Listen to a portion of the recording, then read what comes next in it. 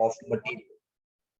आज हम स्टार्ट लेंगे रेलिवेंट कॉस्ट ऑफ लेबर, और इसके लिए भी एक फ्लो चार्ट में बनाऊंगा जो क्वेश्चन हम करेंगे। सबसे पहला क्वेश्चन, यानी जो भी प्रोजेक्ट हमें मिल रहा है उसके लिए हमें देखना ये है कि मुझे कितने ऑर्स चाहिए और क्या ये ऑर्स मेरे पास अवेलेबल हैं। इसको हम लिखेंगे डज स्पेयर कैपेसिटी एग्जिस्ट। क्या मेरे पास स्पेयर कैपेसिटी एग्जिस्ट कर रही है। What is meant by spare capacity, कि क्या मेरे पास कोई ऐसी लेबर मौजूद है जो कि हमारी इस वक्त फुली यूटिलाइज नहीं हो रही, उसको हम लिखेंगे स्पेयर कैपेसिटी। ठीक है जी, क्या ये स्पेयर कैपेसिटी एग्जिस्ट करती है। तो इसमें दो आंसर आ सकते हैं। आंसर इज यस, यानी स्पेयर कैपेसिटी एग्जिस्ट कर रही है, और दूसरा आंसर स्पेयर कैपेसिटी एग्जिस्ट नहीं कर रही। ठीक है। अच्छा, अगर तो स्पेयर कैपेसिटी एग्जिस्ट कर रही है, यानी सपोज मुझे 200 आवर्स चाहिए एक प्रोजेक्ट को कंप्लीट करने के लिए, और मेरे पास 200 लेबर आवर्स अवेलेबल हैं। अवेलेबल का मतलब क्या है कि हम उनको ऑलरेडी पे कर रहे हैं और इस वक्त वो हमारे पास लेबर आइडल है, यानी स्पेयर कैपेसिटी एग्जिस्ट कर रही है। तो याद रखिएगा, इस सूरत में नथिंग इज रेलिवेंट कॉस्ट, यानी रेलिवेंट कॉस्ट शैल बी 0।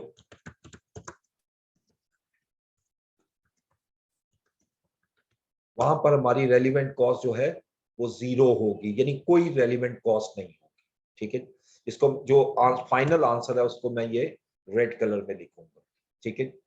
और अगर मैं कहता हूं स्पेयर कैपेसिटी एग्जिस्ट नहीं कर रही, यानी in other words labour fully utilise हो रही है, हम हमारे पास जो लेबर है वो ऑलरेडी फुली यूटिलाइज है, तो फिर हम क्या करेंगे, फिर हम एक और क्वेश्चन रेज करेंगे, and that question is can we hire the labour from the market, या मार्केट में लेबर अवेलेबल है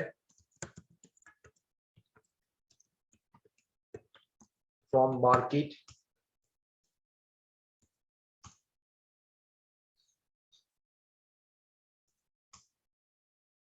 ठीक है जी, ये हमारा सेकंड क्वेश्चन आएगा, क्या हम लेबर मार्केट से हायर कर सकते हैं, इस अवेलेबल है या नहीं है।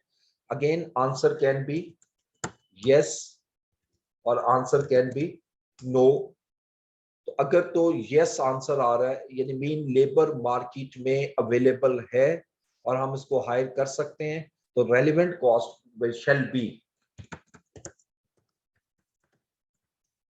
कॉस्ट ऑफ लेबर हायर्ड पर आवर, यानी पर आवर में पर आवर रेट जिस पे हम उसको हायर करेंगे, that shall be a relevant cost. ठीक है, इसको अगेन रेड कलर करूंगा क्योंकि ये मेरा फाइनल आंसर है कि रेलिवेंट कॉस्ट वो होगी जो मेरी हायर्ड कॉस्ट होगी। और अगर मैं कहता हूं जी कि लेबर हम मार्केट से हायर नहीं कर सकते, यानी मार्केट में लेबर अवेलेबल नहीं है इन शॉर्ट रन, तो फिर हमें एक और क्वेश्चन करना है, and that question is there any alternate exist, क्या मेरा कोई ऑल्टरनेट एग्जिस्ट कर रहा है। ऑल्टरनेट क्या है कि लाइक अगर मैं ये कहूं कि लेबर को एक ऑप्शन मेरे पास अवेलेबल है कि हम लेबर को मार्केट मूव कर सकते हैं फ्रॉम अदर वर्क, और दूसरी ऑल्टरनेट क्या है कि मैं उसको ओवर टाइम ऑफर कर सकता हूं कि वो ओवर टाइम लगा ले। ठीक है, तो answer again can be yes और नो। ठीक है जी, ये दो ऑप्शन आ जाएंगी। अगर मैं कहता हूं जी कि ऑल्टरनेट एग्जिस्ट करता है, तो फिर relevant cost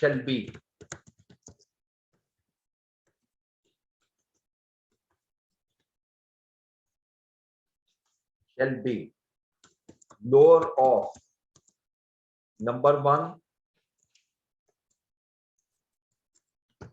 cost of moving labor from other work, and number two cost of alternate, यानी इन दोनों में से जो कम होगी वही मेरी रेलिवेंट कॉस्ट बनेगी। ठीक है,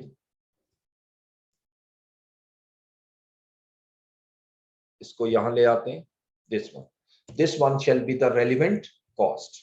ठीक है, और अगर मैं कहता हूं कोई भी ऑल्टरनेट एग्जिस्ट नहीं कर रहा, मेरा कोई भी ऑल्टरनेट नहीं है मेरे पास, तो फिर रेलिवेंट क्या कॉस्ट क्या होनी चाहिए? सिंपल, लेबर कॉस्ट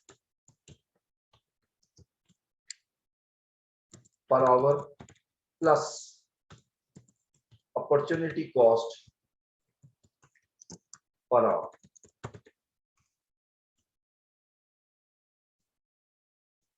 ठीक है, यानी एक तो वो जो रेट उसको पे कर रहे हैं वो भी रेलिवेंट कॉस्ट होगी, और प्लस जो हमारी अपॉर्चुनिटी कॉस्ट होगी, यानी मीन के जहां से हम मूव करेंगे पर्सन को फ्रॉम अदर वर्क, तो वहां से ऑब्वियसली जो मुझे बेनिफिट लेकर दे रहा था लेबर, वो मुझे अब नहीं मिलेगा, that shall be the relevant cost. तो ये चार किस्म की रेलिवेंट कॉस्ट आपको नजर आएंगी जो मैंने रेड कलर में हाईलाइट की है। ठीक है, इसको, इस फ्लो चार्ट को एक दफा फिर मैं एक्सप्लेन कर रहा हूं।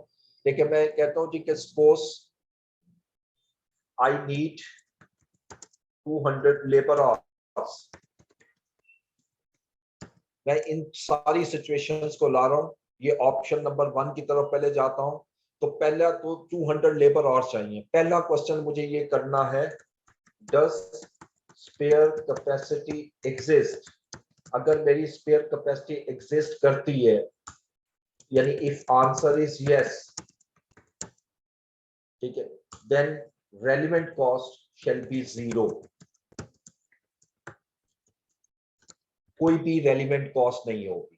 ये मैंने जो डिस्कशन की वो दिस पोर्शन मैंने डिस्कस किया कि अगर मुझे 200 लेबर आवर्स चाहिए और 200 मेरे पास ऑलरेडी अवेलेबल हैं, उनको ऑलरेडी मैं पे कर रहा हूं, और स्पेयर है, स्पेयर का मतलब क्या है कि वो आइडल हैं, वो काम इस वक्त नहीं कर रहे, तो उस वक्त जितनी भी उसकी कॉस्ट हम पे कर रहे हैं वो सारी की सारी रेलिवेंट कॉस्ट नहीं हो सकती।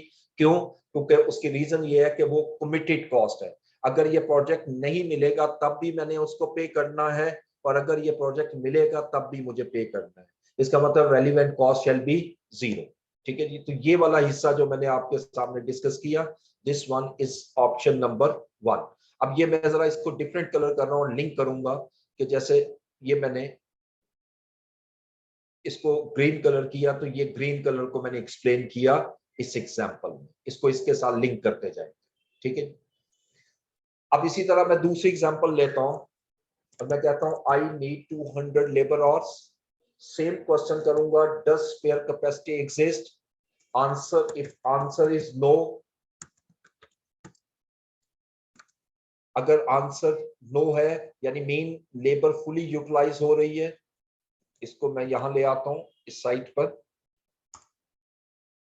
आंसर इज नो, आंसर नहीं है यानी आंसर नहीं आ रहा, यानी इट मींस के लेबर स्पेयर मौजूद नहीं है, सारी की सारी लेबर जो मौजूद है वो इस वक्त फुली यूटिलाइज हो रही है। फिर मैं सेकंड क्वेश्चन करूंगा, कैन वी हायर लेबर? क्या हम लेबर को मार्केट से हायर कर सकते हैं?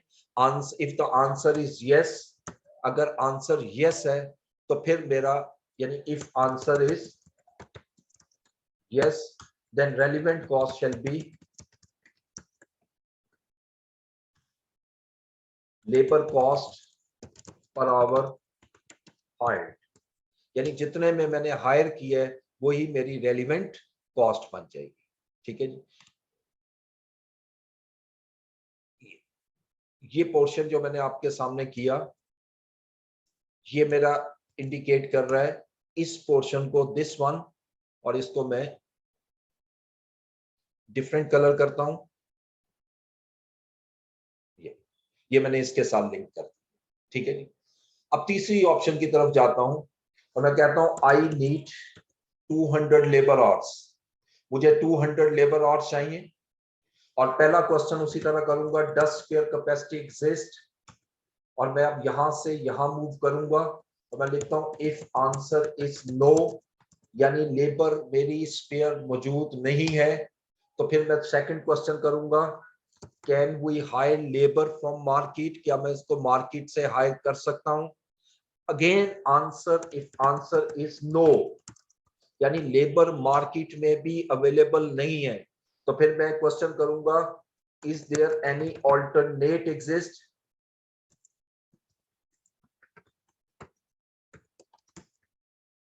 और if the answer is yes, no, पहले नो कर लेते हैं। अगर हम आंसर नो है, मैं इसकी तरफ मूव कर रहा हूं, तो उस सूरत में जो हम रेट पर आवर जो पे करते हैं लेबर को plus opportunity cost per hour is relevant cost. ठीक है, तो फिर उस सूरत में जो कुछ हम उसको पे करेंगे, जो वो भी रेलिवेंट होगी, प्लस जो बेनिफिट वो हमें लेकर दे रहा है और लॉस्ट हो जाएगा, वो भी मेरी रेलिवेंट कॉस्ट बन जाएगी। ठीक है जी, इसको अब अगेन मैं डिफरेंट कलर से कर रहा हूं, दिस वन, और ये हिस्सा उसी को एक्सप्लेन कर किया है।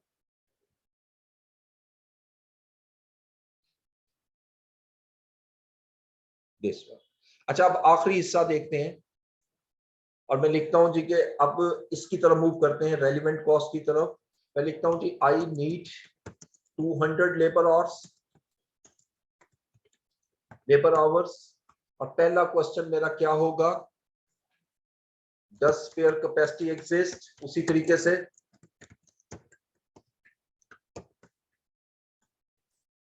और यकीनी बात है, मैं लिखूंगा इफ आंसर इज नो, यानी स्पेयर कैपेसिटी एग्जिस्ट नहीं कर रही, तो फिर मुझे क्या करना है, second question, can we hire labour, क्या मैं लेबर मार्केट से हायर कर सकता हूं। Again if answer is no, second time answer no आ रहा है और मार्केट में भी अवेलेबल नहीं है, तो मैं लिखूंगा तीसरा question, is there any alternate exist, क्या कहीं ऑल्टरनेट एग्जिस्ट कर रहा है। तो अगेन मैं लिखता हूं if answer is no, answer is yes, sorry, if answer is yes, तो फिर रेलिवेंट कॉस्ट क्या होगी, कॉस्ट ऑफ मूविंग लेबर पर आवर प्लस कॉस्ट और cost of alternate whichever is lower. याद रखिएगा, कॉस्ट लोअर होती है, बेनिफिट हायर होता है, that shall be the relevant cost. और ये हिस्सा जो मैंने एक्सप्लेन किया है, वो इस हिस्से को एक्सप्लेन किया है, दिस वन।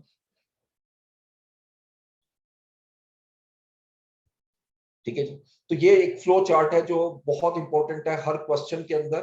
तो इस फ्लो चार्ट को मैं अगेन सेपरेटली लेकर चलूंगा।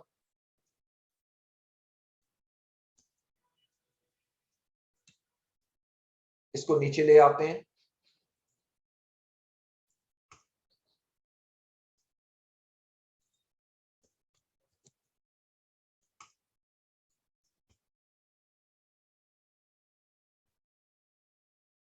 This is a flow chart.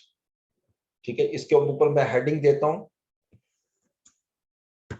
Flow chart of labour relevant cost. ठीक है, ये फ्लो चार्ट मैंने बनाया आपके सामने लेबर का रेलिवेंट कॉस्ट का। ठीक है, यस। अच्छा, हमेशा जब भी क्वेश्चन आएगा आपने इसी को फॉलो करना है। अब मैं आपके सामने कुछ एग्जांपल लेता हूं, तो मैं शेयर करूंगा आपके साथ कुछ क्वेश्चंस।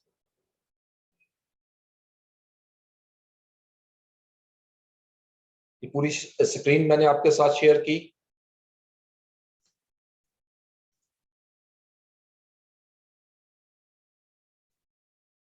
ये मटेरियल के क्वेश्चन ये भी आज ही हम करेंगे इंशाल्लाह। तो ये पहले क्वेश्चन नंबर, एग्जांपल नंबर 10 देखें। ठीक है जी, अब इसमें देखें, वो लिख रहा है department 1, the contract would require 200 hours of work in department 1। मुझे 200 आवर्स चाहिए, where the workforce is paid ₹16 per hour for a fixed 40 hours week। यानी एक लेबर जो है, एक पर्सन जो है, वो हमारा 40 आवर्स वर्क करता है और 16 रुपीज हम उसको पे कर रहे हैं। There is currently spare capacity in department 1, यानी डिपार्टमेंट 1 में हमारे पास स्पेयर कैपेसिटी मौजूद है, and there are no plan to reduce the size of workforce in this department और हमारी कोई इंटेंशन नहीं है कि हम इसको रिड्यूस करें, यानी इसके वर्क फोर्स को रिड्यूस करें, यानी इस लेबर को हम रिडेंडेंट कर दें। लेबर हमारे पास मौजूद है, तो इसका मतलब ये हुआ कि हम अगर इस फ्लो चार्ट को देखें और इस फ्लो चार्ट के मुताबिक मेरा पहला क्वेश्चन क्या बनता है, ये एग्जांपल नंबर 10,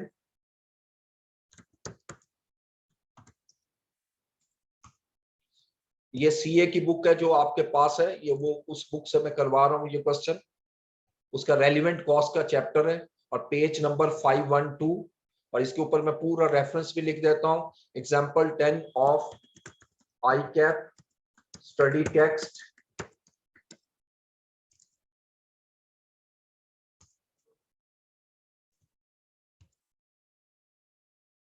और पेज नंबर 512, ये ठीक है जी। अच्छा जी, अब पहली सिचुएशन देखें, वी नीड, ये डिपार्टमेंट 1 की बात कर रहा हूं, वी नीड 200 लेबर आवर्स। तो जरा ये समझाने के लिए एक एक चीज लिख रहा हूं। पहला मुझे क्या क्वेश्चन करना है, फर्स्ट क्वेश्चन ये है कि डज स्पेयर कैपेसिटी एग्जिस्ट और नॉट, ठीक है, क्या स्पेयर कैपेसिटी एग्जिस्ट कर रही है या नहीं कर रही। तो देखते हैं यहां पर, तो पहला क्वेश्चन मैंने किया, डज स्पेयर कैपेसिटी एग्जिस्ट, क्या स्पेयर कैपेसिटी एग्जिस्ट कर रही है या नहीं कर रही।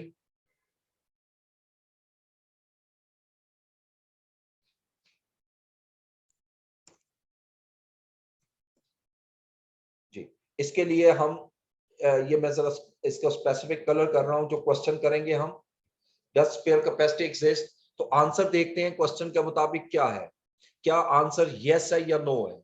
वो ये स्टेटमेंट लिख रहा है, there is a currently spare labour capacity in department 1, हमारे पास स्पेयर कैपेसिटी मौजूद है, ऑलरेडी हमारे पास स्पेयर कैपेसिटी मौजूद है। ठीक है जी, बस ये करके मैं नमाज के लिए ब्रेक दे देता हूं। तो स्पेयर कैपेसिटी मौजूद है, तो हम क्या करेंगे, yes, answer is yes.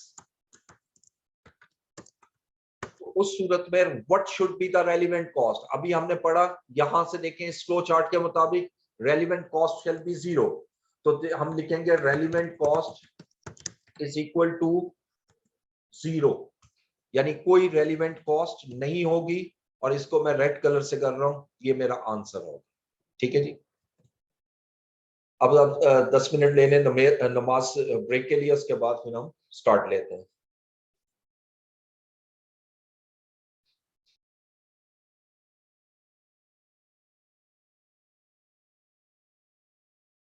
Okay, ये सीवीपी के मैं एंड पे कर देता हूँ, जो टाइम बचेगा ना उसमें मैं कर देता हूँ। अच्छा, तो अब जरा आइएगा दोबारा क्वेश्चन की तरफ। अब डिपार्टमेंट 2 में देखते हैं, the contract would require 100 hours of work in department 2 where the workforce is paid rupees 24 per hour. This department is currently working at full capacity, यानी it means कि कोई spare capacity exist नहीं कर रही। The company could ask the workforce to do overtime work paid for at the normal rate per hour plus 50% overtime premium.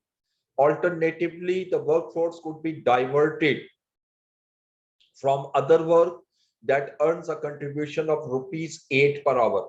अब इसी flow chart की तरफ दोबारा आते हैं और इसी फ्लो चार्ट को हम फॉलो करेंगे।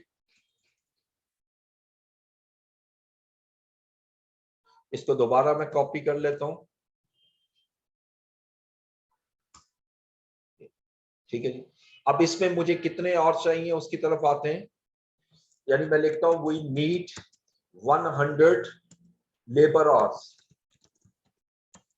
मुझे 100 लेबर आवर्स चाहिए एज पर क्वेश्चन। पहला क्वेश्चन उसी तरह आपने करना है, इसी को कॉपी करेंगे, डज स्पेयर कैपेसिटी एग्जिस्ट, क्या मेरी स्पेयर कैपेसिटी एग्जिस्ट करती है। तो यहां पर ये जो स्टेटमेंट दी है, the department is currently working at full capacity, यानी जो डिपार्टमेंट है वो फुल कैपेसिटी पर काम कर रहा है, तो मैं आंसर लिखूंगा, आंसर इज नो। कि मेरा जो कोई स्पेयर कैपेसिटी एग्जिस्ट नहीं कर रही। उसके बाद चूंकि वो डायरेक्टली यहाँ से एक वर्ड लिख रहा है कि हम उसको ओवर टाइम भी ऑफर कर सकते हैं और या फिर उसको डाइवर्ट कर सकते हैं अदर वर्क से, तो वो इस तरफ आ रहा है। ये जो मैंने हाईलाइट किया हुआ है ब्राउन कलर में, यानी आप कह सकते हो ये जो रेड मैंने लिखा हुआ है नो, तो मैं यहां से अगर आगे चलूं तो दूसरा क्वेश्चन मेरा ये बनता है कि can we hire the labour. तो यकीनी बात है कि लेबर से हायर नहीं कर सकते हम, क्योंकि जब ऑल्टरनेट की डिस्कशन कर रहा है तो मैं आंसर लिखूंगा इज नो। अब तीसरा क्वेश्चन लिखता हूं, is there any alternate, is there any alternate, क्या कोई ऑल्टरनेट एग्जिस्ट कर रहा है मेरे पास। तो अब मैं आंसर लिखूंगा यस, आंसर इज यस। तो मैं यहां पर आ गया, ये जो लाइट ग्रीन कलर और रेड कलर में मैंने लिखा है। और what will be the relevant cost, दो कॉस्ट कैलकुलेट करनी है मैंने। एक cost of moving labour from other work, यानी पहले मैं कैलकुलेट करूंगा कॉस्ट ऑफ डाइवर्टिंग लेबर। ठीक है जी, इसकी आप कॉस्ट कैलकुलेट करते हैं। और ये कैसे कैलकुलेट होगी, रेट पर आवर हम उसको कितना पे कर रहे हैं वो क्वेश्चन में देखें। रेट पर आवर उसने कहा है जी कि हम पे कर रहे हैं 24 पर आवर, यानी 24 plus opportunity cost per hour, यानी हम जब उसको डाइवर्ट करेंगे फ्रॉम अदर वर्क से तो वहां से एक कंट्रीब्यूशन जो हमें मिल रहा था 8 रुपीज पर आवर वो लॉस्ट हो जाएगा। तो यहां पर हम इसमें प्लस कर देंगे, ऐड कर देंगे अपॉर्चुनिटी कॉस्ट पर आवर जो कि 8 रुपीज बन रही है। इन दोनों को ऐड कर लें, ये cost of diverting labour from other work है पर आवर। और उसके बाद ये पर आवर है, ये भी जेन में रखिएगा पर आवर। अब मैं कैलकुलेट करता हूं cost of alternate, cost of alternate calculate किया तो ऑल्टरनेट में वो कह रहा है the company could ask the workforce to do overtime work paid for at normal rate per hour, यानी उसको जो रेट पे करेंगे प्लस 50% ओवर टाइम प्रीमियम, यानी एक तो वही आएगा rate per our 24 plus over time premium जो कि 50% है। 50% कितना बनेगा 24 का 12। अब इन दोनों को प्लस कर लें तो ये 36 आ गया। ये दूसरा आ गया cost of alternate per hour. ठीक है जी, अब हमें रेलिवेंट कॉस्ट कौन सी लेनी है, जो इनमें से कम है। So the relevant cost shall B, तो मैं रेलिवेंट कॉस्ट कैसे निकालूंगा कि इन दोनों की कॉस्ट को मल्टीप्लाई कर, यानी जो इनमें से कम है उसको लूंगा 32 इंटू, मुझे 100 लेबर आवर्स चाहिए, 100 से मल्टीप्लाई कर देता हूं तो 3200 into 32 that is equal to 3200 and this is my relevant cost। ठीक है जी, ये मेरी रेलिवेंट कॉस्ट आ जाएगी जो मैंने रेड कलर में इसको हाईलाइट किया। इसी तरह थर्ड में आते हैं, उसके बाद नेक्स्ट डिपार्टमेंट, डिपार्टमेंट 3। अच्छा, अब यहां पर वो लिखता है the contract would require 300 hours of work in department 3 where the workforce is paid rupees 24 per hour. Labor in this department is in short supply and all the available time is currently spent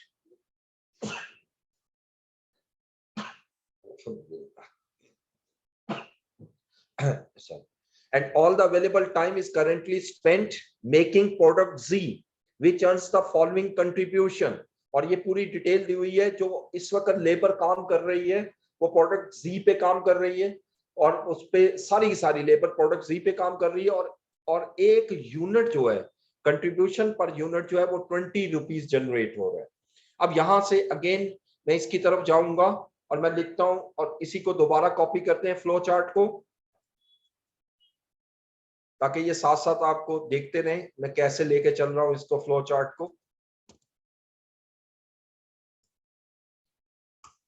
जी, तो how many hours we are needed, 300 hours of work.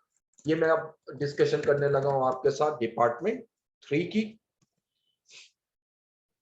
और यहां लिखता हूं मैं we need 300 labour hours.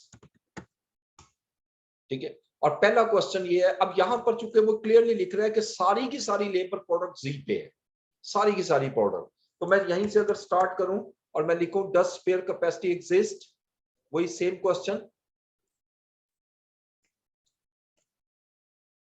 Does spare capacity exist, तो यकीनी बात है आंसर इज नो आएगा।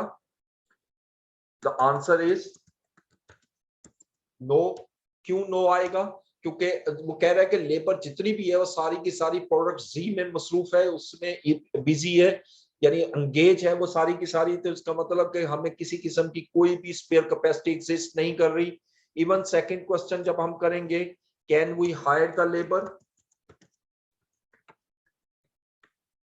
तो उसने कोई डिस्कशन यहां नहीं की कि लेबर को मार्केट से हायर कर सकते हैं या नहीं कर सकते। अगर ना दिया हो तो आंसर इज नो। और थर्ड और फाइनल में जो डिस्कस करूंगा क्वेश्चन, और वो है कि इज देयर एनी ऑल्टरनेट, और इसमें अगर आप देखें तो कोई ऑल्टरनेट भी नहीं दिया गया, तो नो ऑल्टरनेट एग्जिस्ट, तो आंसर इज नो अगेन। तो अब मेरी रेलिवेंट कॉस्ट क्या होगी? Relevant cost shall B labour cost per hour पर अपॉर्चुनिटी कॉस्ट पर आवर। तो अब मैं रेलिवेंट कॉस्ट निकालता हूं। रेलिवेंट कॉस्ट शेल बी, दो कॉस्ट चाहिए मुझे, एक लेबर कॉस्ट पर आवर, अब लेबर कॉस्ट पर आवर जो है वो हमारी 24 पर आवर है, plus opportunity cost per hour.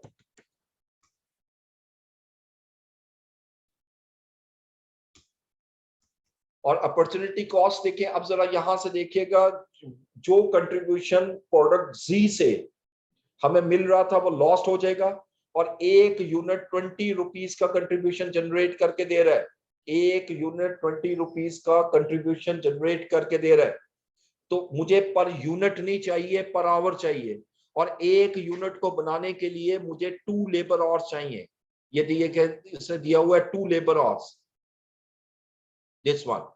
तो इसका मतलब कि ये जो 20 रुपीज का कंट्रीब्यूशन है ये पर यूनिट है, ये पर आवर नहीं है, और मुझे इसको पर आवर में कन्वर्ट करना है। अगर एक यूनिट बनाता हूं उस पर 2 आवर्स लगेंगे, और 2 आवर्स में मेरा जो कंट्रीब्यूशन है वो 20 रुपीज होगा, तो पर आवर कंट्रीब्यूशन 10 रुपीज हो गया। वो 10 rupees shell be the relevant cost. अब यहां पर ये रेलिवेंट कॉस्ट जो मैंने आपके सामने कैलकुलेट की है 34, ये पर आवर है, तो hence the relevant cost shall be 34 into 300 hours, यानी 34 को 300 से मल्टीप्लाई कर दिया तो 10,200 shall be the relevant cost। ये अब 3 रेलिवेंट कॉस्ट मैंने कैलकुलेट की, ये क्वेश्चन में 3 ही दी हुई थी।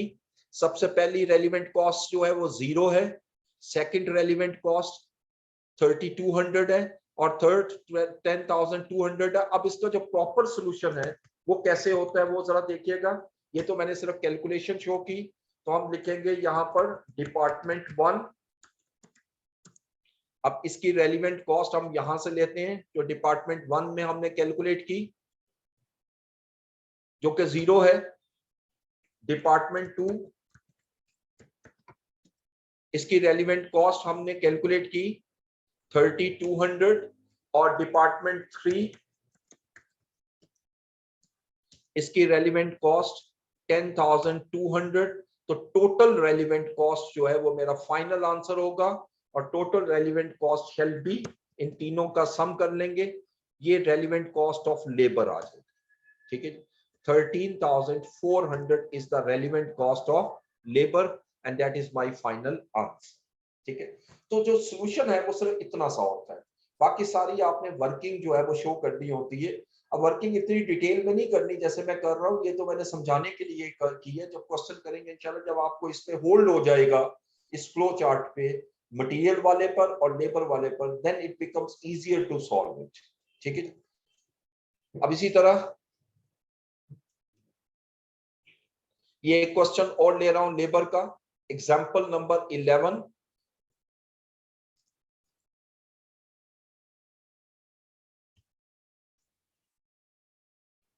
ओके, ये मैं बुक आपके साथ शेयर कर देता हूं।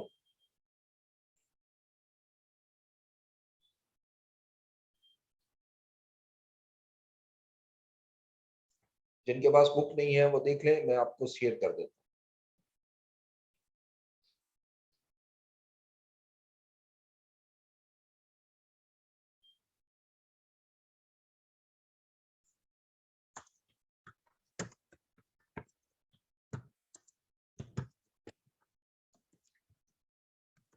ठीक, तो ये अभी अपलोड हो जाएगी, तो मैं आगे चलता हूँ। तो एग्जाम्पल नंबर 11 देखते हैं। A 1-year contract has been offered to Malaika Industries which required the following labor force। अब मुझे 3 किस्म की लेबर चाहिए।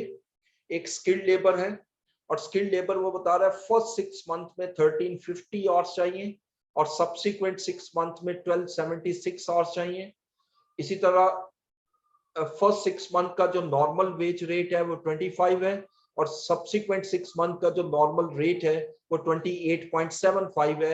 ये स्किल्ड लेबर है।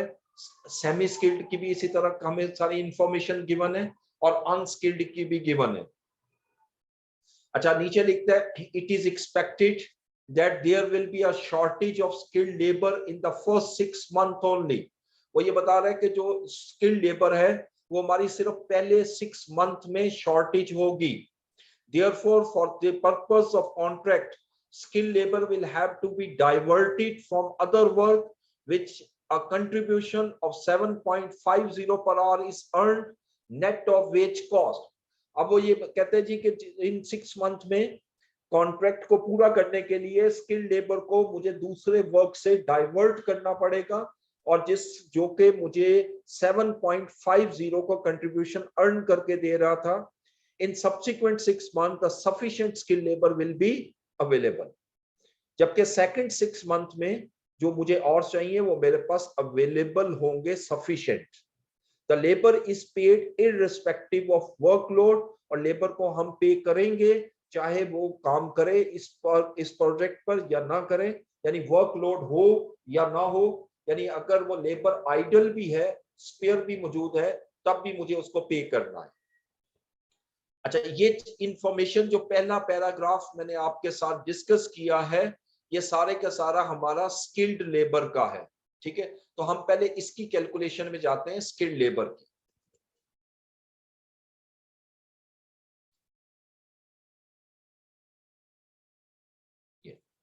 अब मैं ले रहा हूं जी एग्जांपल 11।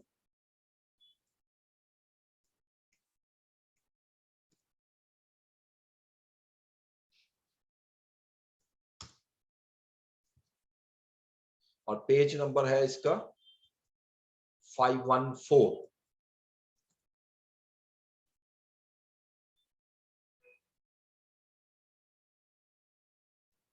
जी, तो एग्जांपल 11 में हम स्टार्ट करते हैं जी क्वेश्चन को।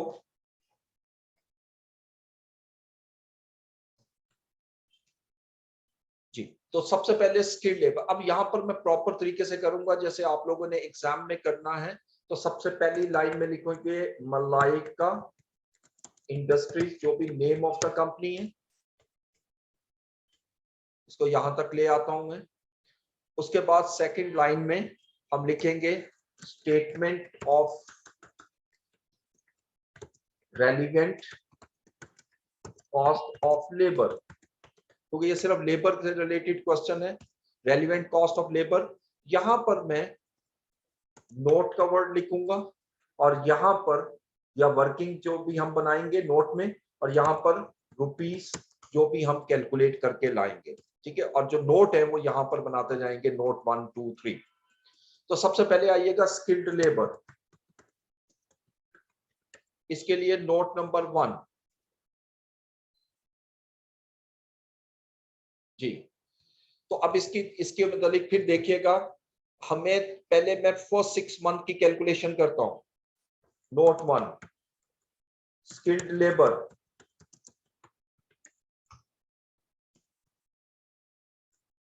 For first 6 months। तो अब वी नीड यानी ये मैं दो चीजें सिर्फ अब लिख रहा हूं, रिक्वायर्ड लेबर, मुझे कितनी लेबर चाहिए। पहले 6 मंथ में ये देखें क्वेश्चन में उसने दिया हुआ है 1350 लेबर आवर्स चाहिए। ये मैं 1350 लेबर आवर्स लेता हूं। अवेलेबल लेबर आवर्स कितने हैं? अब ये आसान तरीका बता रहा हूं आपको, लेबर आवर्स अवेलेबल कितने हैं, जबकि वो खुद लिख रहा है कि there is a shortage of skilled labour in first 6 month, यानी इसका मतलब लेबर हमारे पास अवेलेबल नहीं है।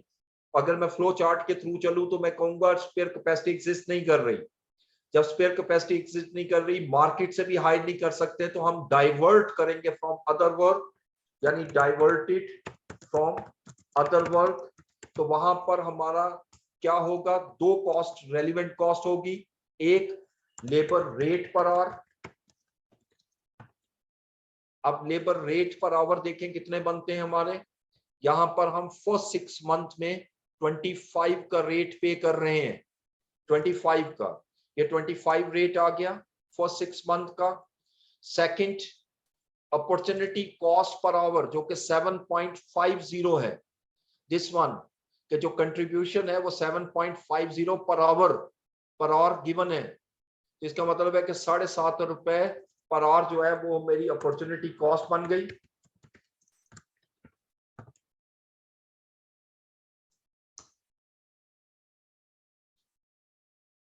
इन दोनों को टोटल कर लेंगे तो 32.50 आ गया। अब मेरी रेलिवेंट कॉस्ट क्या आएगी,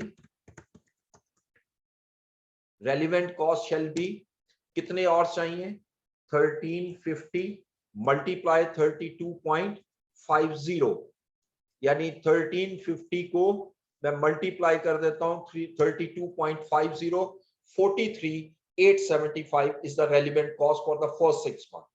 अच्छा, जब मैं सेकंड 6 मंथ में जाता हूं, in second 6 month 1276 labour hours are required, यानी मुझे जो लेबर आवर्स चाहिए वो 1276 हैं।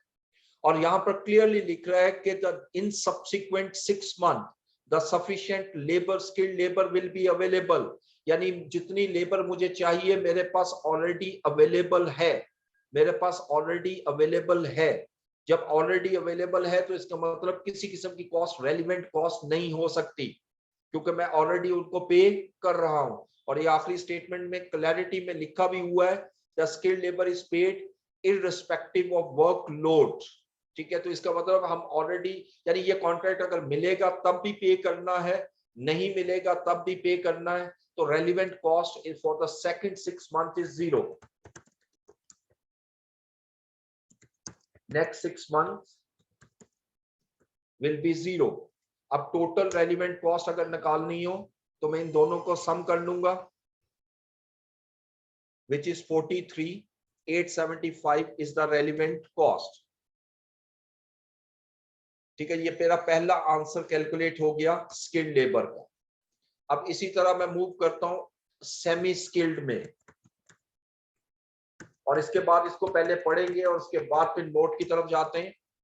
सेमी स्किल्ड में वो लिख रहा है the firm currently has a surplus of semi skilled labour, यानी सेमी स्किल्ड लेबर जो है मेरे पास सरप्लस है at full rate but doing unskilled work, लेकिन इस वक्त वो अनस्किल्ड वर्क का काम कर रही है। Labour concern should be transferred to provide sufficient labour for the contract and would be replaced by unskilled labour, यानी इस वक्त सेमी स्किल्ड आपने हायर किए हुए हैं और इस वक्त आप उनसे सेमी स्किल्ड की बजाय अनस्किल्ड का काम ले रहे हो। लेकिन वो नीचे ये स्टेटमेंट में क्लैरिटी में बता रहा है कि अगर मुझे सेमी अनस्किल्ड लेबर चाहिए होगी तो मैं इसको हायर कर सकता हूं। The labour concern could be transferred to provide sufficient labour for the contract, यानी जब भी मुझे सफिशिएंट लेबर चाहिए होगी अनस्किल्ड के लिए तो मैं इस सेमी स्किल्ड को डाइवर्ट कर दूंगा दोबारा सेमी स्किल्ड में, और अनस्किल्ड लेबर को मैं रिप्लेस कर दूंगा, यानी हायर कर लूंगा। तो इसका मतलब सेमी स्किल्ड लेबर जितने भी और चाहिए, चाहे फर्स्ट 6 मंथ में या सेकंड 6 मंथ में, याद रखिएगा कि ये दोनों के दोनों मेरे इररेलेवेंट हैं, यानी मीन इसकी रेलिवेंट कॉस्ट 0 होगी, इसकी कॉस्ट ऑटोमेटिकली 0 होगी क्योंकि ऑलरेडी पे कर रहे हैं। The sufficient labour is available, तो सेमी स्किल्ड की कोई नोट देने की जरूरत नहीं है। सिंपल अगर नोट देना है तो हम एक स्टेटमेंट लिखेंगे, छोटी सी statement, note to semi skilled labour,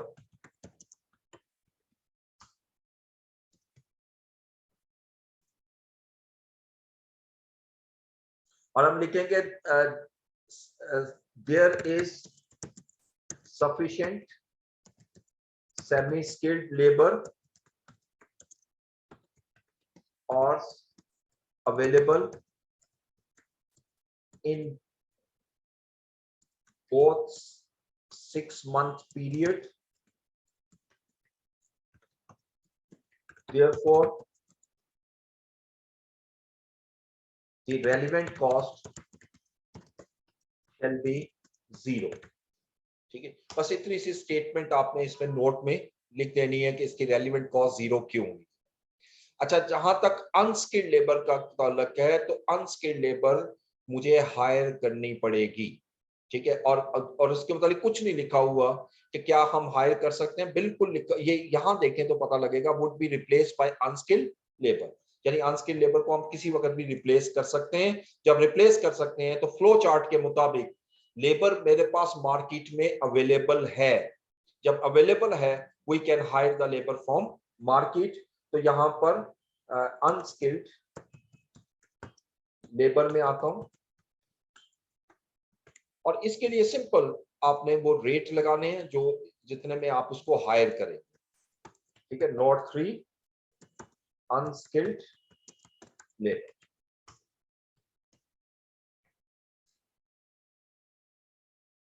ठीक है, अब देखिए पहले 6 मंथ में मुझे कितने और चाहिए, 1225 आवर्स, और क्या रेट पे कर रहे हैं, 15 पर आवर, यानी क्या रेट पे करेंगे, 15 पर आवर। तो मैं अनस्किल्ड लिखता हूं फॉर फर्स्ट 6 मंथ्स।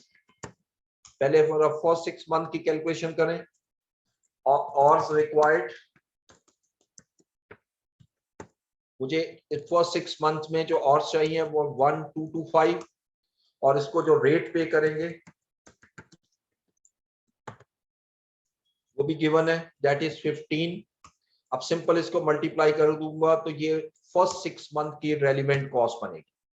इसी तरह मैं लिखता हूं फॉर सब्सिक्वेंट 6 मंथ्स, और सब्सिक्वेंट 6 मंथ्स में मुझे कितने आवर्स चाहिए, क्वेश्चन में देखते हैं। यहां पर मुझे चाहिए 1400 लेबर आवर्स, 1400, यानी मुझे यहां पर 1400 लेबर आवर्स चाहिए, और इसको हम रेट पर आवर क्या पे करेंगे, रेट दिया हुआ है 16 पर आवर, दिस वन।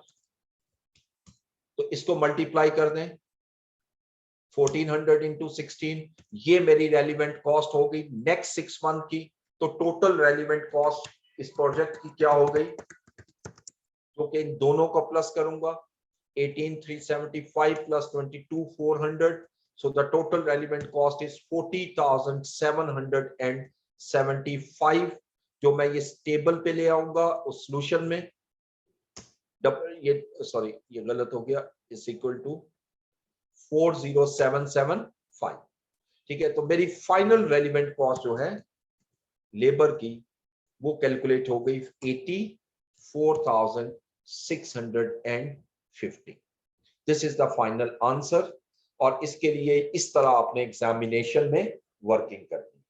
बल्कि यहाँ तो एक एक स्टेप कर रहा हूं तो वहां पर ये भी जरूरत नहीं होती कि एक एक स्टेप करें, अलबत्ता आप उसको ये शो जरूर करें कि कितनी अमाउंट आप कैसे ला रहे हैं। अब इसके बाद अब मैं आपके सामने कुछ क्वेश्चंस और डिस्कस करूंगा। दिस वन,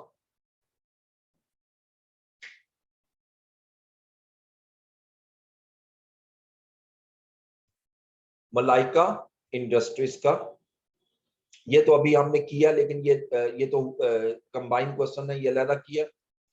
अब आइएगा इसकी तरफ। फजल इंडस्ट्रीज लिमिटेड। अच्छा, इस क्वेश्चन को करने से पहले अब मैं जरा रेलिवेंट कॉस्ट, इसके अलावा रेलिवेंट कॉस्ट की बात कर लेता हूं। ठीक है जी, लेबर मटेरियल के अलावा फॉर अदर आइटम्स, यानी mean other than material and labour, उसके लिए रेलिवेंट कॉस्ट का प्रिंसिपल आपने वही याद रखना है। Relevant cost shall B number 1 cash based, number 2 future cost, and number 3 incremental cost. अगर ये तीनों कैरेक्टरिस्टिक फुलफिल हो रहे हैं तो मैं इसको रेलिवेंट कॉस्ट कहूंगा। अगर ये कैरेक्टरिस्टिक फुलफिल नहीं हो रहे तो मैं रेलिवेंट कॉस्ट नहीं कहूंगा, मटेरियल और लेबर के अलावा। ठीक है जी, तो जरा इस क्वेश्चन को भी देखते हैं। ये कंप्लीट क्वेश्चन है आपके सामने, दिस वन, और इसकी रिक्वायरमेंट ये है, prepare a revise statement of estimated cost using the opportunity cost approach. इसको याद रखिएगा, रेलिवेंट कॉस्ट को मिनिमम कॉस्ट भी कहते हैं, इसको अपॉर्चुनिटी कॉस्ट भी कहते हैं, for the management of Fazal industries and state whether the contract should be accepted और नॉट। ठीक है जी, अब देखिए इसमें इस क्वेश्चन में मटेरियल भी गिवन है, लेबर भी गिवन है, इसके अलावा कुछ और भी आइटम्स दी हुई है लेबर के अलावा। इन सबको एक एक करके डिस्कस करेंगे। तो यहां से आइएगा, Fazal industries limited is currently negotiating a contract to supply its product to Kmart, a large chain of departmental stores. Kmart finally offered to sign a 1-year contract at a lump sum price of 19 million, यानी 19 million का contract है overall. The cost accountant of Fazal Industries Limited believes that offered price is too low. However, the management has asked you to reassess the situation. The cost accountant has provided you the following information. अब यहाँ पर एक ये statement बनाई हुई है एक accountant ने, लेकिन ये रेलिवेंट कॉस्ट पे नहीं है, हमें इसको रेलिवेंट कॉस्ट में कन्वर्ट करना है। अब उसने ये बनाया है मटेरियल एक्स वाई जी, 3 किस्म के मटेरियल है, और आगे देखें उसने नोट दिए हुए हैं जिसकी डिटेल हम नीचे जाकर पढ़ेंगे। फिर लेबर के मुतालिक बता रहा है, सुपरवाइजरी के मुतालिक बता रहा है, और ओवरहेड के मुतालिक बता रहा है। अब देखें ये अगर हमें एक प्रोजेक्ट मिल रहा है जिसपे हमने कॉस्ट निकाली है 2710 और मेरा कॉन्ट्रैक्ट है 19 मिलियन का, तो ये तो मुझे रिजेक्ट कर देना चाहिए। लेकिन ये जो कैलकुलेशन हुई है, ये याद रखिएगा कि ये रेलिवेंट कॉस्ट प्रिंसिपल पर नहीं है, मुझे रेलिवेंट कॉस्ट प्रिंसिपल अप्लाई करना है। तो लिहाजा इसके लिए मैं पहले उसी कैलकुलेशन में आता हूं और फॉर्मेट बनाते हैं। This is Fazal industries question 2 जो मैं आपके साथ शेयर करूंगा अभी। इसमें पहली वही लाइन लिखिएगा, Fazal industries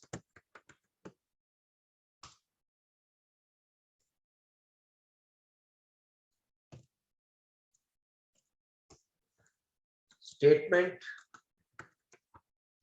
of relevant cost. 2 column बना लेते हैं, नोट्स और रुपीस।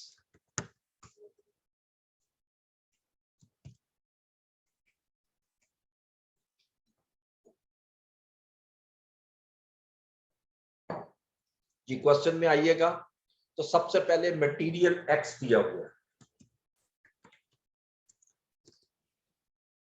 इसके लिए नोट नंबर 1। अब जरा कैलकुलेशन देखते हैं इसकी।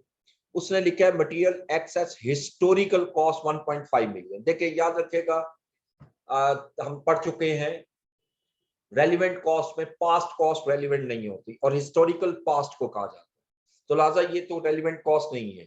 लेकिन नोट नंबर 1 में आएंगे और नोट 1 देखते हैं वो क्या कह रहा है। वो लिख रहा है material X is available in stock, it has not been used for a long time because of a substitute is currently available at 20% less than the cost of X. देखिए बड़ा क्लियर वो लिख रहा है कि मटेरियल एक्स हमारा stock में मौजूद है और ये बहुत अरसे तक हमारा यूज नहीं हुआ था, लेकिन इस वक्त मटेरियल एक्स का एक सब्स्टिट्यूट है जो मार्केट में इसकी प्राइस से 20% कम है, कम पे मौजूद है। जरा मटेरियल का रेलिवेंट कॉस्ट ऑफ मटेरियल का फ्लो चार्ट जरा माइंड में लाइए। हम पहला क्वेश्चन हमने क्या पढ़ा था? हमारा पहला क्वेश्चन ये था कि 10 क्वांटिटी रिक्वायर्ड क्वांटिटी इज या इस रिक्वायर्ड क्वांटिटी इन स्टॉक, क्या जितनी मुझे क्वांटिटी चाहिए या मटेरियल चाहिए क्या स्टॉक में मौजूद है? Answer is yes. दूसरा क्वेश्चन हमने ये किया था, is it in regular use? तो ये बड़ा क्लियर नजर आ रहा है कि ये रेगुलर यूज में नहीं है। वो लिख रहा है it has not been used for a long time, ये रेगुलर यूज में नहीं है। नंबर 3 हमने डिस्कस किया था, तीसरा क्वेश्चन हमने पढ़ा था कि इज देयर एनी ऑल्टरनेट? तो यहाँ ऑल्टरनेट की भी कोई डिस्कशन नहीं है, तो इसका मतलब यहाँ आंसर भी नो आ गया। जब तीनों आंसर नो आ गए तो अब रेलिवेंट कॉस्ट क्या होनी चाहिए? वो फ्लो चार्ट के मुताबिक relevant cost shall be the sales value, और सेल्स वैल्यू हम इस तरह लेंगे कि इसका चूंकि मार्केट में एक सब्स्टिट्यूट कम प्राइस पर आ चुका है, तो हम ये अज्यूम करते हैं कि मटेरियल एक्स को अगर मैं बेचूंगा तो इससे 80% प्राइस पर बिकेगा, यानी 20% कम पे। That is the relevant cost. तो लिहाजा रेलिवेंट कॉस्ट के लिए मैं पहले नोट लिखूंगा, और नोट में ब्रीफली आपने इसको पहले एक्सप्लेन करना है। मैं लिखूंगा जी material x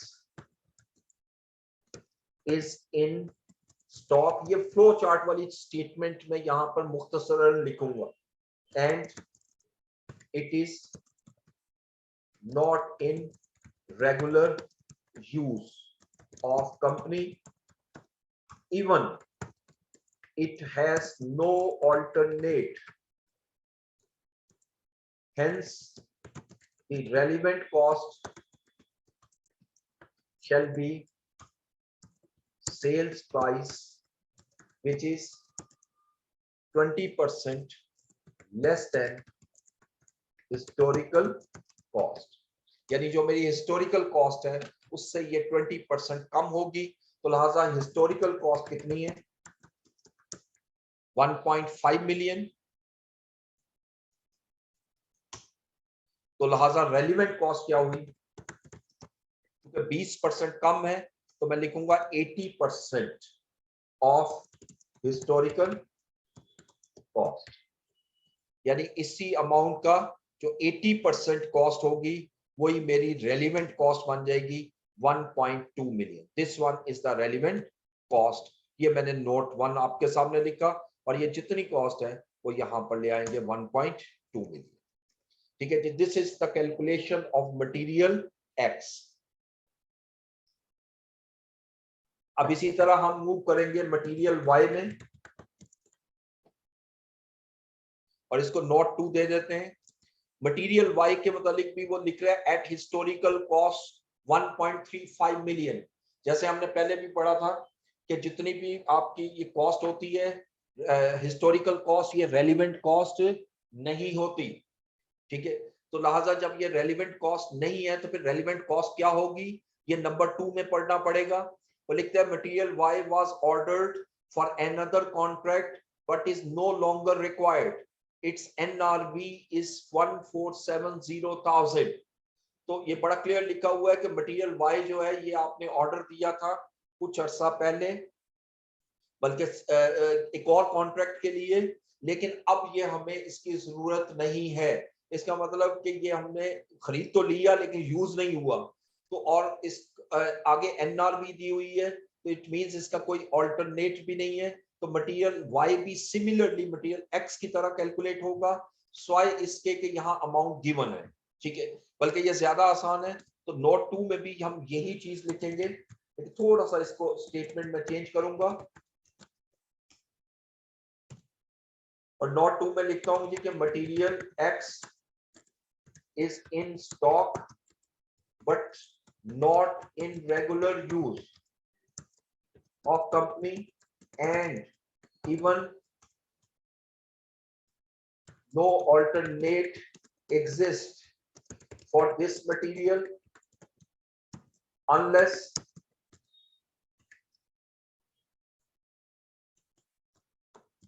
however it can be sold for rupees 1,470,000 which shall be the relevant cost. यहाँ पर तो relevant cost को हमने स्ट्रेट में लिख देना है 1,470,000 क्योंकि ये क्वेश्चन के अंदर गिवन है, तो लिहाजा यहाँ पर तो हमें कैलकुलेशन ज्यादा इन्वॉल्व नहीं करनी पड़ी, हमने सिंपली इसको कैलकुलेट कर लिया। अब आइएगा मटेरियल जी की तरफ, तीसरा मटेरियल नोट नंबर 3। अब मटेरियल जी के मुतालिक नहीं लिखा हुआ हिस्टोरिकल कॉस्ट, बल्कि ये वो कॉस्ट है जो फ्यूचर कॉस्ट है 2250, और नीचे लिख रहा है material G is not in stock, यानी ये स्टॉक में नहीं है। जब स्टॉक में नहीं है तो इसका मतलब ऊपर जो कॉस्ट निकाली हुई है उसने बिल्कुल ठीक निकाली हुई है, यानी ये मुझे परचेज करना पड़ेगा और ये परचेज कॉस्ट गिवन है। ये जो 2250 है that shall be treated as current replacement cost. ठीक है, तो इसके मुतालिक भी हम छोटी सी स्टेटमेंट लिखेंगे, नोट 3 मटेरियल सी, और यहां लिखता हूं जी material C is not in stock and it shall be bought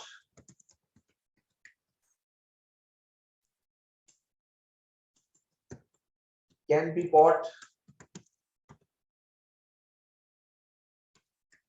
at rupees 2250,000 when the contract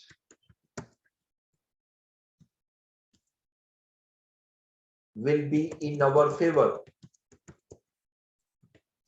Hence, the relevant cost shall be rupees 2250,000, यानी इसकी रेलिवेंट कॉस्ट भी वही होगी जो हमें क्वेश्चन में गिवन। तो ये मटेरियल की कैलकुलेशन अभी तक मैंने मुकम्मल की जो आपको क्वेश्चन में दी हुई थी। अब इसके बाद हम लेबर में जाएंगे, और लेबर में हमें 2 लेबर दिए, बल्कि 3 कह ले, सुपरवाइजरी भी लेबर में ले लेते हैं। तो स्किल्ड लेबर, अनस्किल्ड लेबर और सुपरवाइजरी रोल। ठीक है जी, सुपरवाइजरी की कितनी कॉस्ट है। तो सबसे पहले आइएगा मटेरियल लेबर, स्किल्ड लेबर, और इसके लिए नोट नंबर 4 हम बना लेते हैं और पहले इसके मुतालिक पढ़ते हैं।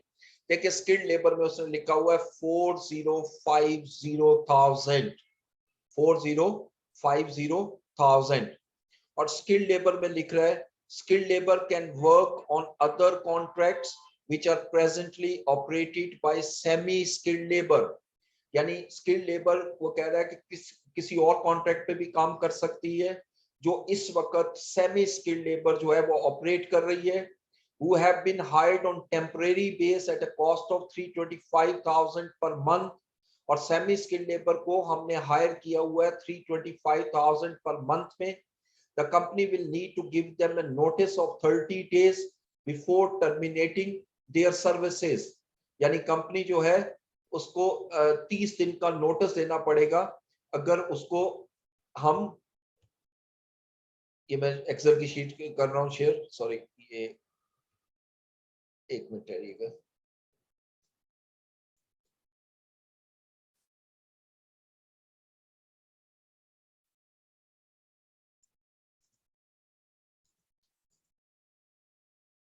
ठीक, एक मिनट।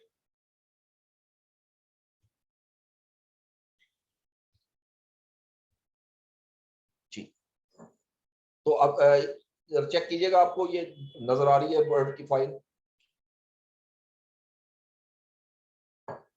जी, तो दोबारा आता हूं। Skilled labour, okay,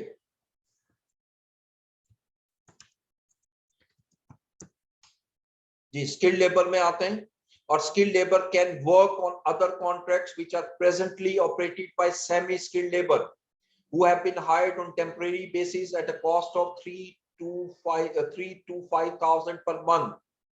The company will need to give them notice of 30 days before terminating their services.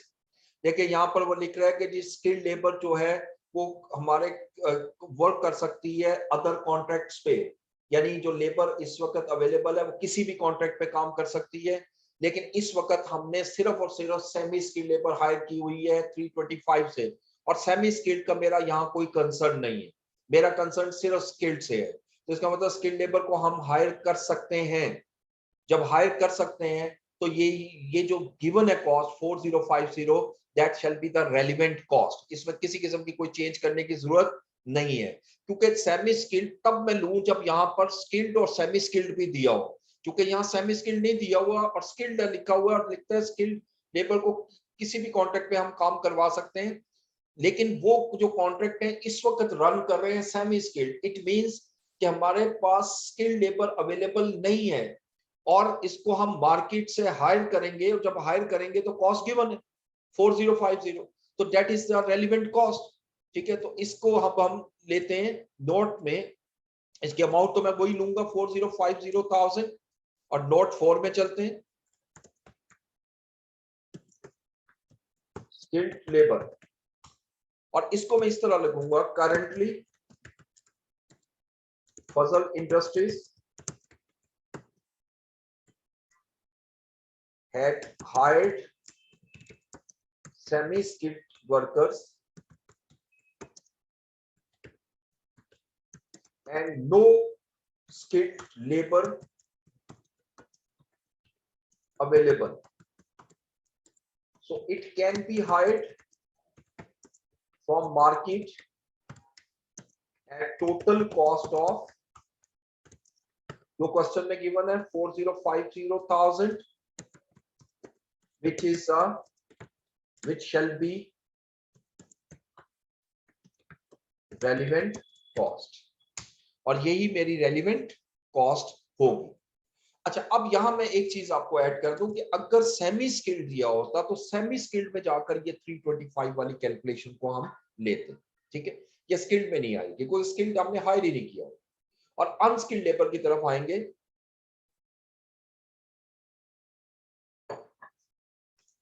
अब नेक्स्ट लिखें अनस्किल्ड लेबर, फाइन, ठीक है, और अनस्किल्ड लेबर में उसने अमाउंट दी हुई है 2250, ठीक है, 2250। अच्छा, अब इससे नीचे वो लिखता है कि unskilled labour will have to be hired for the contract, इसको तो क्लैरिटी में लिख रहा है कि इसको तो मुझे हायर करना पड़ेगा, यानी इसका मतलब हायर कितने में करेंगे, वो कॉस्ट ऊपर दी हुई है 2250, ठीक है। तो अब हम क्या करेंगे, इसके लिए भी आइएगा, तो यही कॉस्ट मेरी रेलिवेंट कॉस्ट मान जाएगी 2250,000, क्यों, क्योंकि ये मुझे हायर करना पड़ेगा, और हायरिंग कॉस्ट उसे में दी हुई है unskilled labour,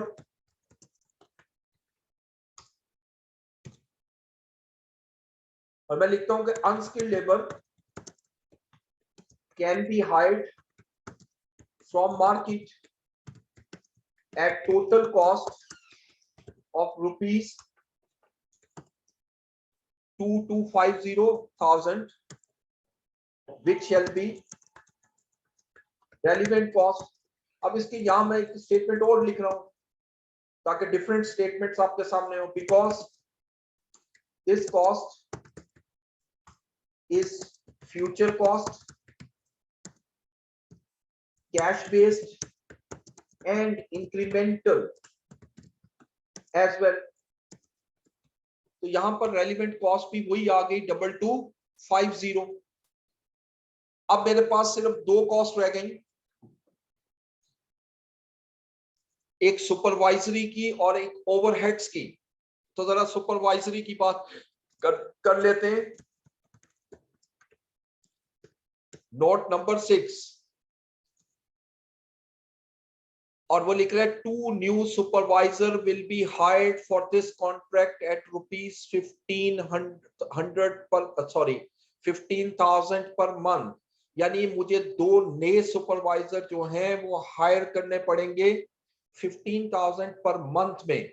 The present supervisor will remain employed whether the contract is accepted or not.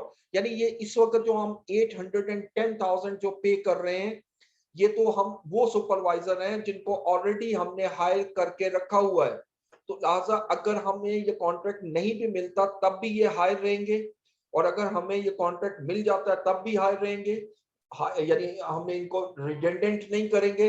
इसका मतलब ये इंक्रीमेंटल कॉस्ट नहीं है, ये रेलिवेंट नहीं होगी. लेकिन मुझे इस कॉन्ट्रैक्ट के लिए 2 नए सुपरवाइजर चाहिए, और 2 सुपरवाइजर की कॉस्ट जो है वो 15,000 पर मंथ है. और ये अगर 2 सुपरवाइजर फ्यूचर कॉस्ट है, कैश बेस्ड है और इंक्रीमेंटल है, यानी अगर कॉन्ट्रैक्ट मिलेगा तो मैं रिसीव करूंगा, और अगर कॉन्ट्रैक्ट नहीं मिलेगा तो मैं इनको हायर नहीं करूंगा. ठीक है जी. तो जरा इसकी तरफ चलते हैं.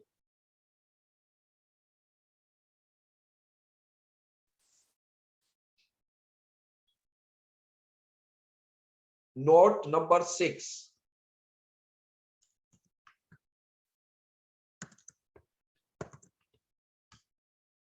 और इसमें मुझे 2 सुपरवाइजर चाहिए, और ये कॉन्ट्रैक्ट कितने पीरियड का है, ये ऊपर हमने पढ़ा था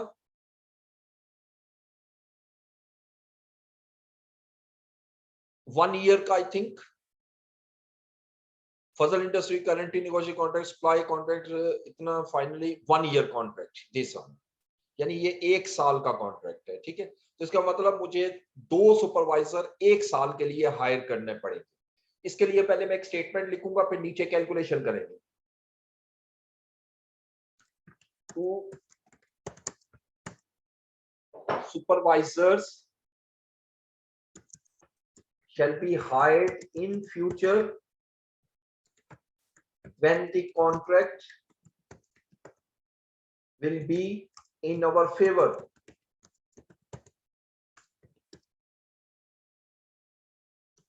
These shall be hired at rupees 15,000 per month for whole year या 1 year. अब अगर इसकी कैलकुलेशन देखें तो मैं क्या करूंगा, 2 सुपरवाइजर्स हैं, एक सुपरवाइजर को मैं 15,000 पे करूंगा और 12 मंथ के लिए पे करूंगा. तो ये कैलकुलेशन अगर यहां करते हैं 2 into 15,000 into 12, तो 360,000 shall be the relevant cost. ये 360,000 shall be the relevant cost of supervisor. ठीक है जी. अब आइएगा लास्ट में ओवरहेड्स. क्वेश्चन के मुताबिक देखें तो आखिरी आइटम है ओवरहेड्स. Note number 7. अब पहले इसको रीड करते हैं. देखें 8.5 मिलियन की कॉस्ट है. नीचे लिखता है these include fixed overhead absorbed at a rate of 100% of skilled labour. यानी आपने इसमें फिक्स्ड ओवरहेड एब्सॉर्ब किए हुए हैं. याद रखिएगा कि फिक्स्ड प्रोडक्शन ओवरहेड या फिक्स्ड ओवरहेड जो है वो मेरी रेलिवेंट कॉस्ट नहीं हो सकती, क्योंकि फिक्स कॉस्ट वो कॉस्ट होती है जो आप कॉन्ट्रैक्ट मिले या ना मिले आपको इनकर करनी होती है. ये बेशक कैश बेस्ड है, फ्यूचर कॉस्ट है, लेकिन इंक्रीमेंटल नहीं है, इसलिए ये रेलिवेंट नहीं होती. हाँ, अलबत्ता अगर फिक्स कॉस्ट में कोई इजाफा होता है उस कॉन्ट्रैक्ट की वजह से, if there is an increase in the cost due to a new contract, then this cost shall be the relevant cost, but only incremental portion shall be the relevant cost. यानी जो existing fixed cost है वो relevant नहीं होगी. ठीक है. तो आगे लिखते हैं fix production overheads of 875 which would only be incurred if the contract is accepted have been included for determining the above fixed overhead absorption rate. वो ये कह रहे हैं जी कि जो 875,000 के जो फिक्स प्रोडक्शन ओवरहेड है ये सिर्फ उस वक्त हमें इनकर करने पड़ेंगे जब कॉन्ट्रैक्ट एक्सेप्ट होगा. तो यानी इसका मतलब ये फिक्स्ड ओवरहेड इंक्रीमेंटल हुए, जो अभी मैं आपके साथ डिस्कस कर रहा था, ये रेलिवेंट होंगे और ये इस 100% में शामिल है, इसके अंदर इंक्लूड है। ठीक है, तो अच्छा, अब ये जो ओवरहेड दिए हुए 8.5 मिलियन के, इसके अंदर वेरिएबल भी शामिल है, क्योंकि ये इसने डिस्कशन की सिर्फ फिक्स्ड की, जो रिमेनिंग बचेंगे वो हमारे वेरिएबल होंगे। ठीक है, तो इसको अब हम लेकर चलते हैं ओवरहेड्स को, और इसके लिए नोट 7 में इसकी कैलकुलेशन भी थोड़ी सी ज्यादा होगी।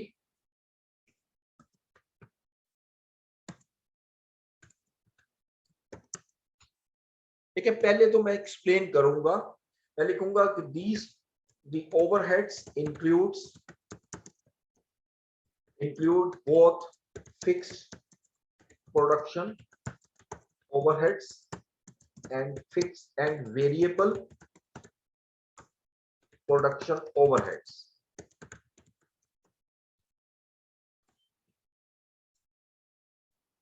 Absorbed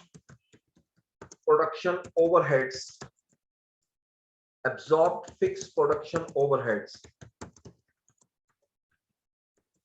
of 100% of labor cost as per question shall not be relevant cost.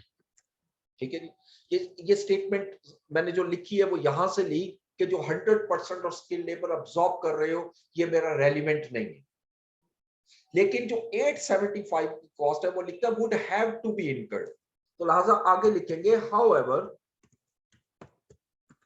incremental fixed production overheads of rupees 875,000 shall be relevant because it is future cost, cash based and incremental, यानी इसके अंदर तीनों characteristics आ रहे हैं। ठीक है, इसके बाद मैं लिखूंगा all the variable overheads shall be relevant cost, लेकिन जितने भी मेरे वेरिएबल ओवरहेड हैं वो सारे के सारे मेरे रेलिवेंट कॉस्ट कहलाएगी, जितने भी वेरिएबल प्रोडक्शन ओवरहेड। अब मैं ये सारी कैलकुलेशन शो करता हूं, लेकिन हमें क्वेश्चन के अंदर टोटल प्रोडक्शन ओवरहेड कितने दिए हैं, टोटल ओवरहेड्स।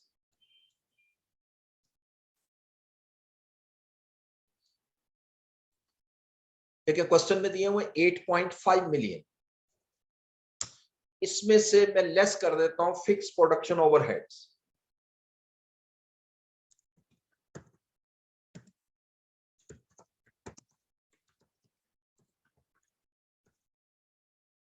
अब जो फिक्स प्रोडक्शन ओवरहेड है वो उसने कहा है 100% of labour cost.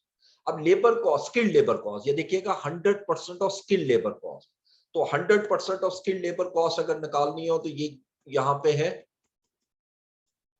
4050,000।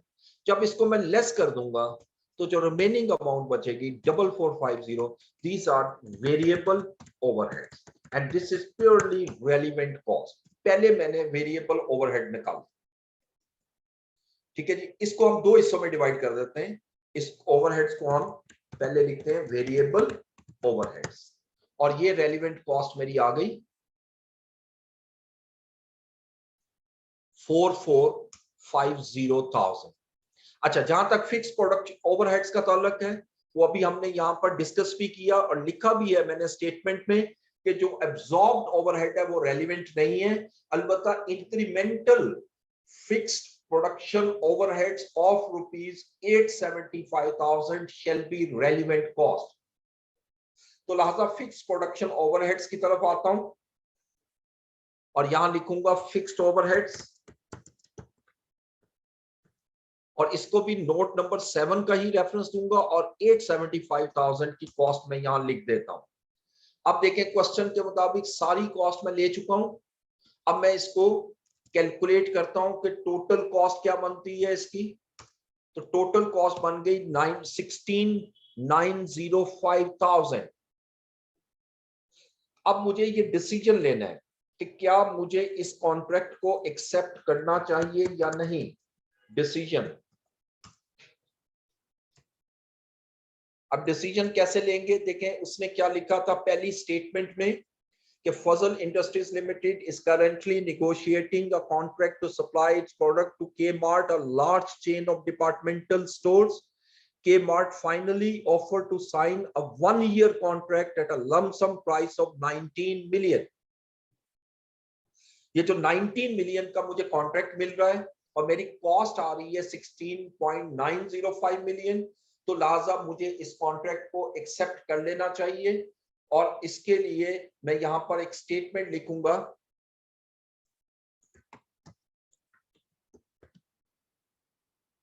The contract should be accepted because the relevant cost of rupees 16,905,000 is less than contract price of rupees 19,000 यानी 19 मिलियन।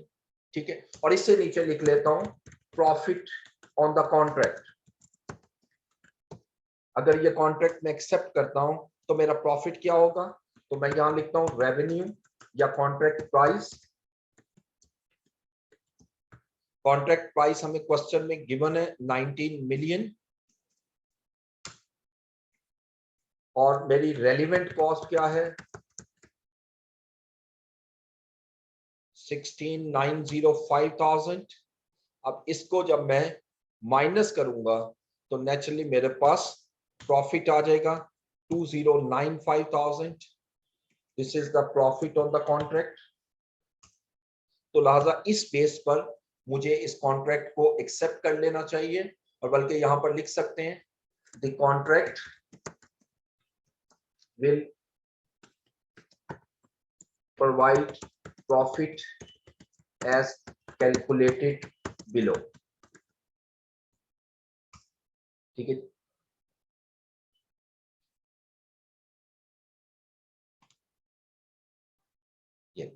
ठीक है, ये कंप्लीट एक क्वेश्चन था एग्जामिनेशन पॉइंट ऑफ व्यू से। अगर फुल क्वेश्चन आएगा तो कैसे करेंगे। ठीक है जी, अब जरा आइएगा कुछ क्वेश्चन मटेरियल के जो मैंने कहा था मैं करवाऊंगा उसको भी देख लेते हैं।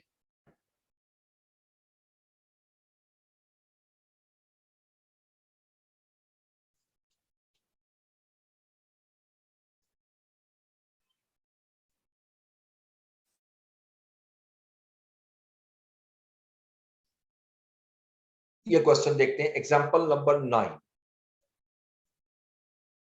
ये मटेरियल से relevant cost of material calculate करनी है। इसका फ्लो चार्ट आपके माइंड में होगा जो हमने लास्ट टाइम किया था। ये page number 511।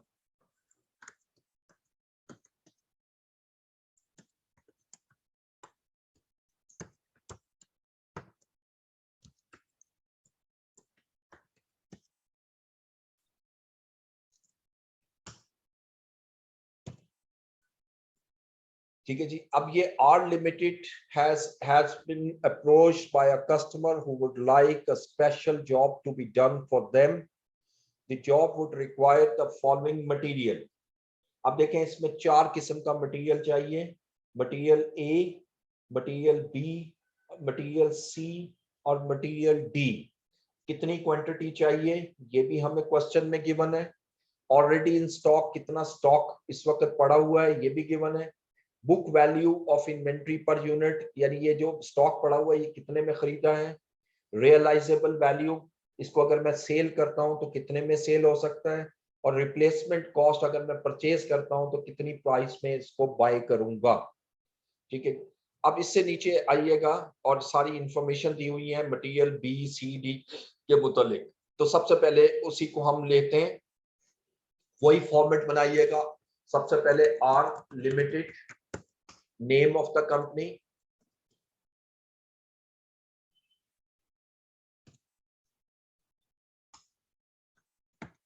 relevant cost statement, बल्कि इस तरह लिखें statement of relevant cost of material. ये सिर्फ मटेरियल का क्वेश्चन। ठीक है,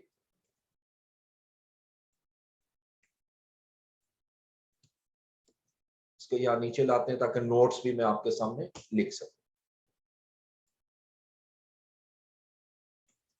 इसी तरह दो कॉलम बना लेते हैं, नोट्स और रुपीस। देखिए सबसे पहले है हमारे पास मटेरियल ए। अच्छा, मटेरियल ए के मुतालिक अगर आप देखें तो नीचे कोई डिस्कशन नहीं की हुई, इस बी से शुरू हो रहा है। लेकिन मटेरियल ए यहीं से पता लग जाएगा कि 1000 केजी मुझे चाहिए, स्टॉक में ये मौजूद नहीं है। इसका मतलब जब स्टॉक में मौजूद नहीं है तो वो फ्लो चार्ट के मुताबिक मुझे इसको बाय करना पड़ेगा। कितने में बाय करूंगा? प्राइस गिवन है 6 रुपीज, तो यही मेरी रेलिवेंट कॉस्ट होगी, यानी 6000 शैल be the relevant cost, 1000 into 6। अब इसको प्रॉपर नोट की फॉर्म में हम लिखेंगे।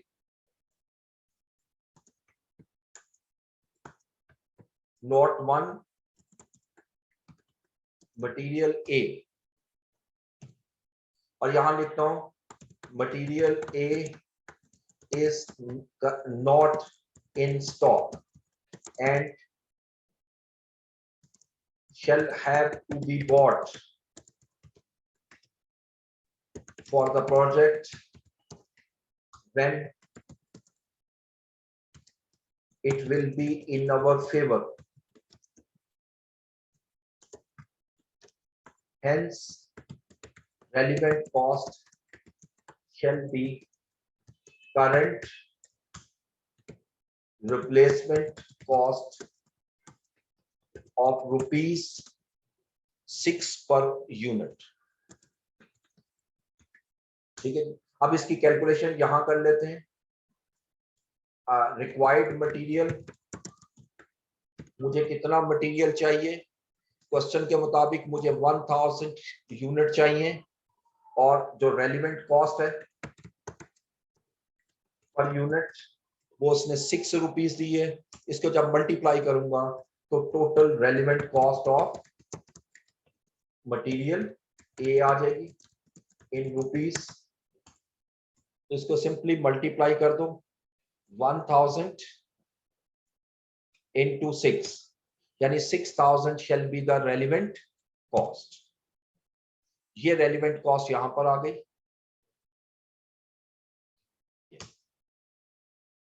अच्छा, अब इसी तरह आइएगा मटेरियल बी।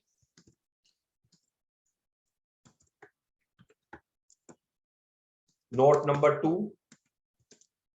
अच्छा, मटेरियल बी के मुतालिक वो लिख रहा है material B is used regularly by R limited. अच्छा, पहले ऊपर देखिएगा कि टोटल क्वांटिटी मुझे चाहिए 1000 यूनिट्स, 6000 स्टॉक में है। अच्छा, जब 600 स्टॉक में है तो इसका मतलब 400 तो मुझे खरीदने पड़ेंगे। तो 400 के लिए जो रेलिवेंट कॉस्ट है वो तो यही करंट रिप्लेसमेंट कॉस्ट है, 5 रुपीज। लेकिन जो बाकी 400 है उसके लिए हमें देखना पड़ेगा क्या ये रेगुलर यूज में है। उसने कहा रेगुलर यूज में है, and if unit of B are required for this job they would need to be replaced to meet the other production requirement. और वो कह रहा है कि अगर मटेरियल बी जो है वो इस जॉब के लिए मुझे चाहिए होगा तो मुझे उसको खरीदना पड़ेगा, रिप्लेस करना पड़ेगा, ताकि मैं प्रोडक्शन डिमांड को फुलफिल कर सकूं। तो लिहाजा जो 400 यूनिट है उसके लिए भी रेलिवेंट कॉस्ट 5 रुपीज होगी। तो इट मींस के ये दोनों के लिए, यानी 1000 केजी के लिए या 1000 यूनिट्स के लिए रेलिवेंट कॉस्ट जो है वो मेरी 5 रुपीज पर यूनिट ही होगी। ठीक है, अब इस चीज को मैं यहां पर एक्सप्लेन करूंगा। पहले नोट 2, ये जो एक्सप्लेनेशन है this is most important for examination कि आप इसको कैसे करते हो, इसके भी मार्क्स होते हैं। मैं लिखता हूं जी मटेरियल बी, बल्कि इस तरह लिखे, we need 1000 units of material B, current stock level is 600 units. It means that we have to buy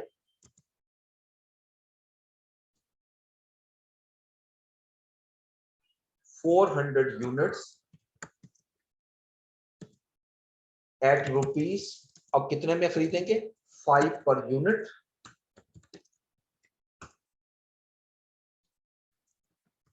which is relevant cost। यही मेरी रेलिवेंट कॉस्ट होगी, लेकिन ये 400 यूनिट की होगी। उसके बाद for remaining 600 units, it is clear that this material item is in regular use, therefore we have to buy it at ₹5 per unit। यानी इसको भी मुझे बाय करना पड़ेगा 5 पर यूनिट। तो लिहाजा hence total relevant cost, total relevant cost कैसे आएगी? shall be ₹5,000, यानी 1000 into 5, यानी 600 यूनिट भी बाय करने पड़ेंगे और 400 भी बाय करने पड़ेंगे। तो रेलिवेंट कॉस्ट जो है वो मेरी 5000 आ गई। ये 5000 में यहां पर लिख दिया, ठीक है। अब इसके बाद आइएगा material C.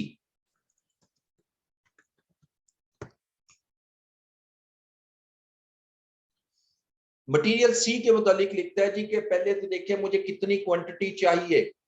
We need 1000 units of material, 700 stock में मौजूद है। So very simple, we have to buy 300 units, और जो बाय करूंगा वो 4 रुपीज पे बाय करूंगा। लेकिन जो रिमेनिंग 300 यूनिट्स हैं उसके मुतालिक वो क्या लिखता है?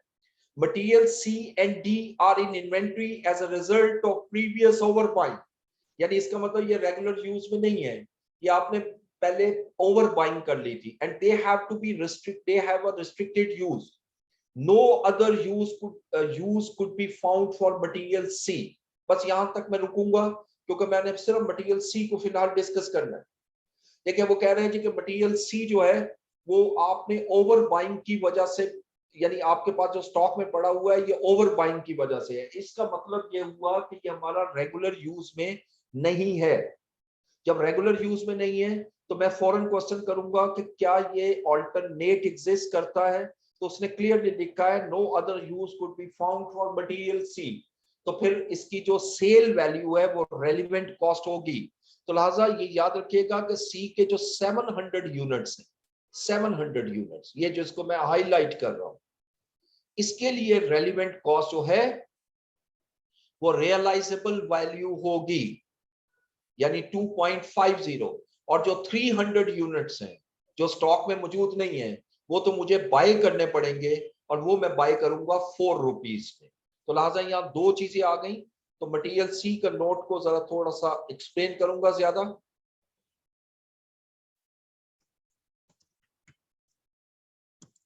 मटेरियल सी, और मैं लिखता हूं जी कि we need how many units? 1000 units of material C and current stock level is 700 units. This material is not in regular use, बल्कि इसको हम इस तरह लिखते हैं, neither this material is in regular use nor it has any alternate। ना तो इसका कोई रेगुलर यूज है ना इसका कोई ऑल्टरनेट है। Therefore relevant cost of 700 units shall be realizable value, that is, और realizable value है 2.50 पर यूनिट। ये तो पहले मैंने एक्सप्लेन उसको किया जो स्टॉक में पड़े हुए हैं। अब रह गए 300 यूनिट्स, यानी मुझे 1000 यूनिट चाहिए थे, 700 स्टॉक में पड़े हुए हैं। तो 300 के मुताबिक मैं लिखता हूं for remaining 300 units, the relevant cost shall be replacement cost of rupees, replacement cost at 4 per unit, because these units shall be bought when we will win the contracts. ठीक है, hence total relevant cost shall be as follows. अब इसकी total relevant cost में यहां लिख रहा हूं, मैं लिखता हूं यूनिट्स इन स्टॉक। जो यूनिट स्टॉक में है उसकी डिस्कशन हमने की 700 यूनिट्स, उसकी realisable value 2.50 is the relevant cost. तो ये मैं यहां पर 700 इंटू 2.50 करता हूं तो 1750 आ गई। और यूनिट्स नॉट इन स्टॉक, इसके लिए रेलिवेंट कॉस्ट जो है 300 यूनिट्स के लिए, ये मुझे चूंकि खरीदना पड़ेगा, जैसे आपने ऊपर डिस्कस किया, 4 rupees shell be the relevant cost, यानी 300 इंटू 4, तो मेरी टोटल रेलिवेंट कॉस्ट जो है वो 2950 हो गई। मटेरियल सी की जो रेलिवेंट कॉस्ट है वो मैं इससे लिंक करता हूं 2950। अब मेरी आखिरी कॉस्ट रह जाती है material D, that is note number 4.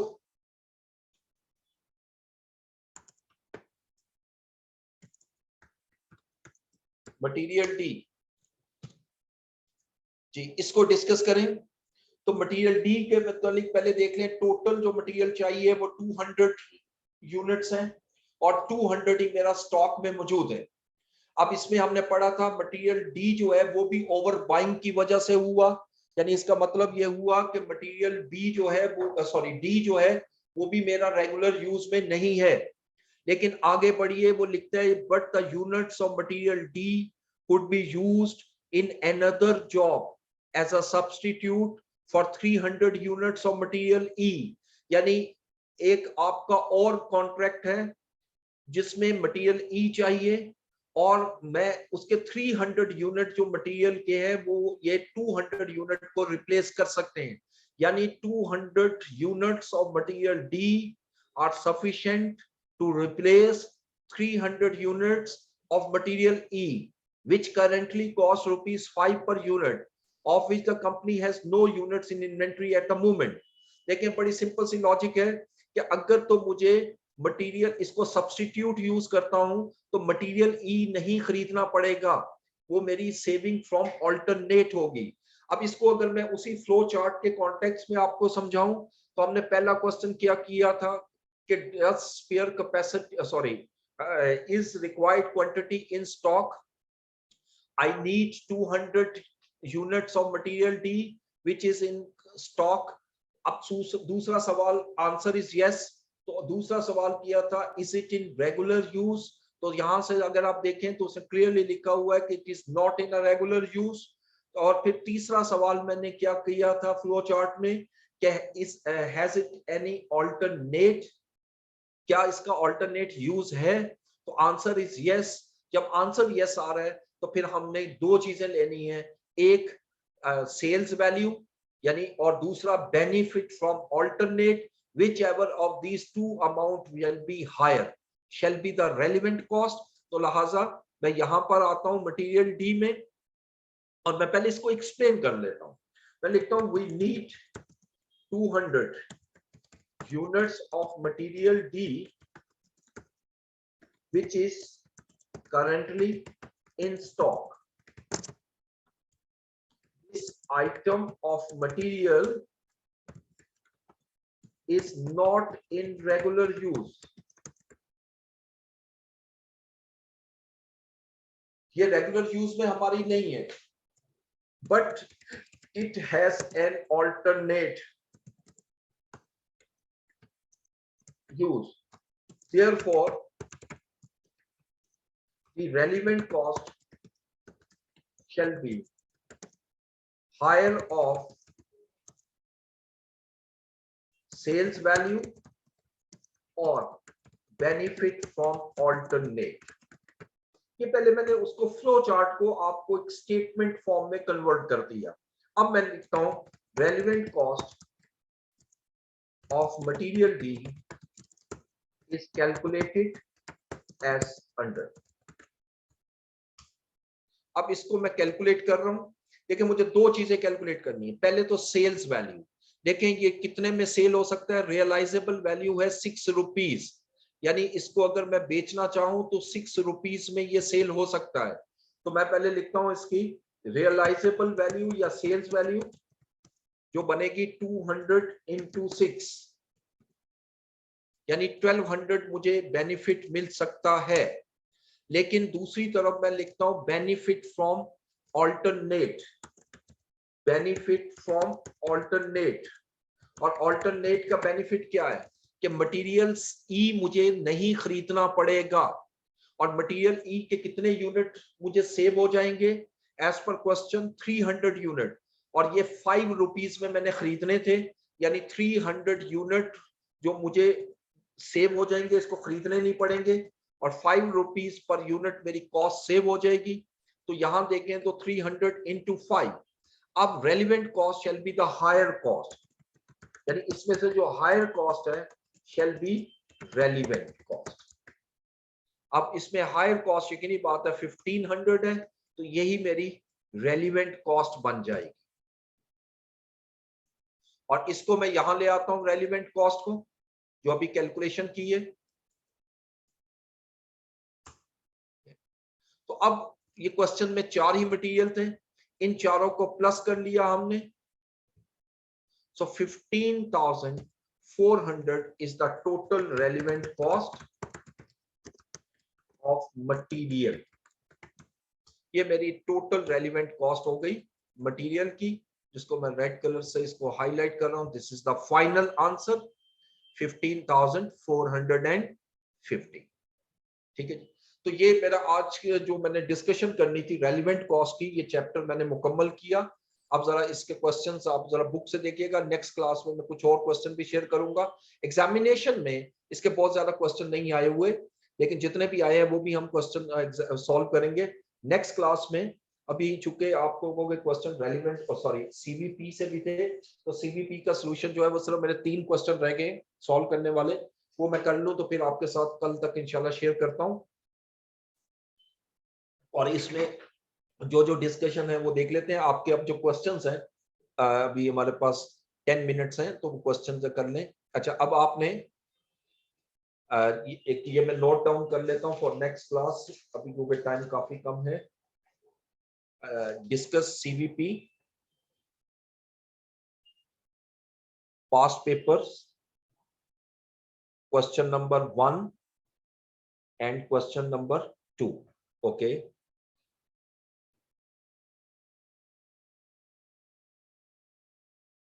आपका क्वेश्चन है कि नोट्स में जो एक्सप्लेनेशन दी है कि क्या एग्जामिनेशन में भी ऐसे ही देंगे।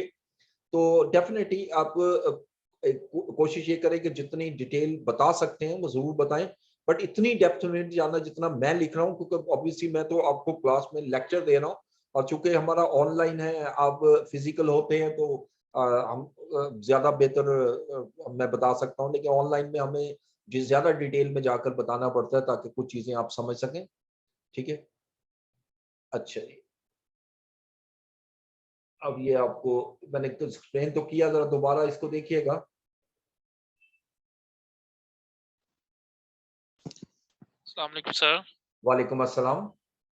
सर मेरा इससे पहले जो क्वेश्चन करवाया आपने सेकंड क्लास, उसमें एक सवाल है sir.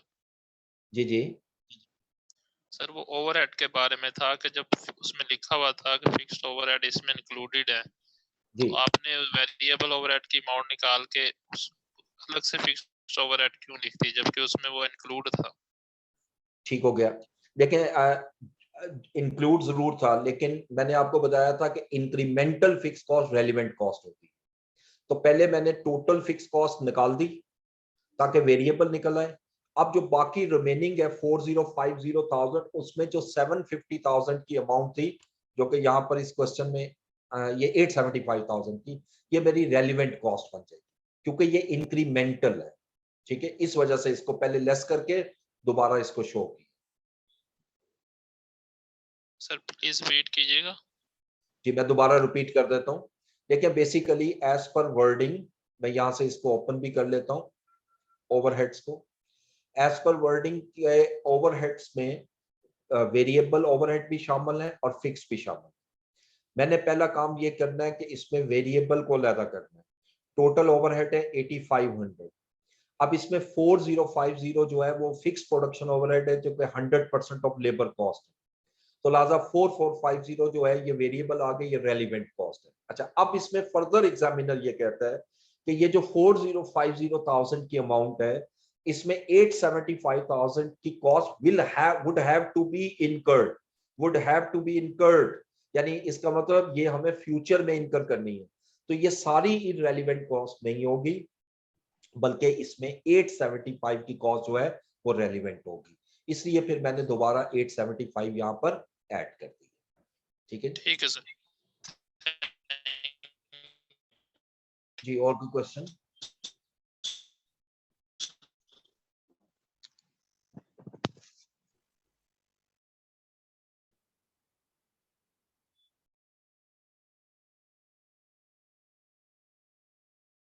Ji any more question please?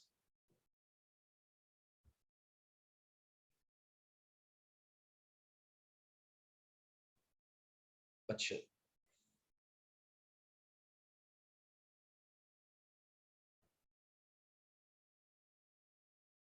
D material last question. Okay जी, लास्ट क्वेश्चन में मैं जरा डी मटेरियल जो है वो डिस्कस कर लेता हूं आपके लिए। देखिए मटेरियल डी के मुतालिक क्वेश्चन में वो ये लिख रहा है कि मटेरियल डी जो है, sorry this one, material D जो है वो हमारा are in inventory as a result of previous over buying, यानी हमने इसको ओवर बाई किया था, उसकी वजह से ये स्टॉक में मौजूद है। And they have a restricted use. और इससे आगे तो सी की बात कर रहे हैं, लेकिन डी की कह रहे हैं, but unit of material D could be use in another job as substitute for 300 units of material E which currently cost 5 per unit. देखें मेरे पास इस वक्त मटेरियल डी मौजूद है, मेरे पास दो ऑप्शन है। एक ऑप्शन तो ये है कि मैं इसको सेल कर दूं मार्केट में। दूसरी ऑप्शन जो अल्टरनेट दिया हुआ है, जो सब्स्टिट्यूट दिया, वो ये है कि एक और कॉन्ट्रैक्ट के लिए मुझे मटेरियल ई चाहिए और इस मटेरियल डी को मैं एज अ सब्स्टिट्यूट यूज कर सकता हूं मटेरियल ई के लिए।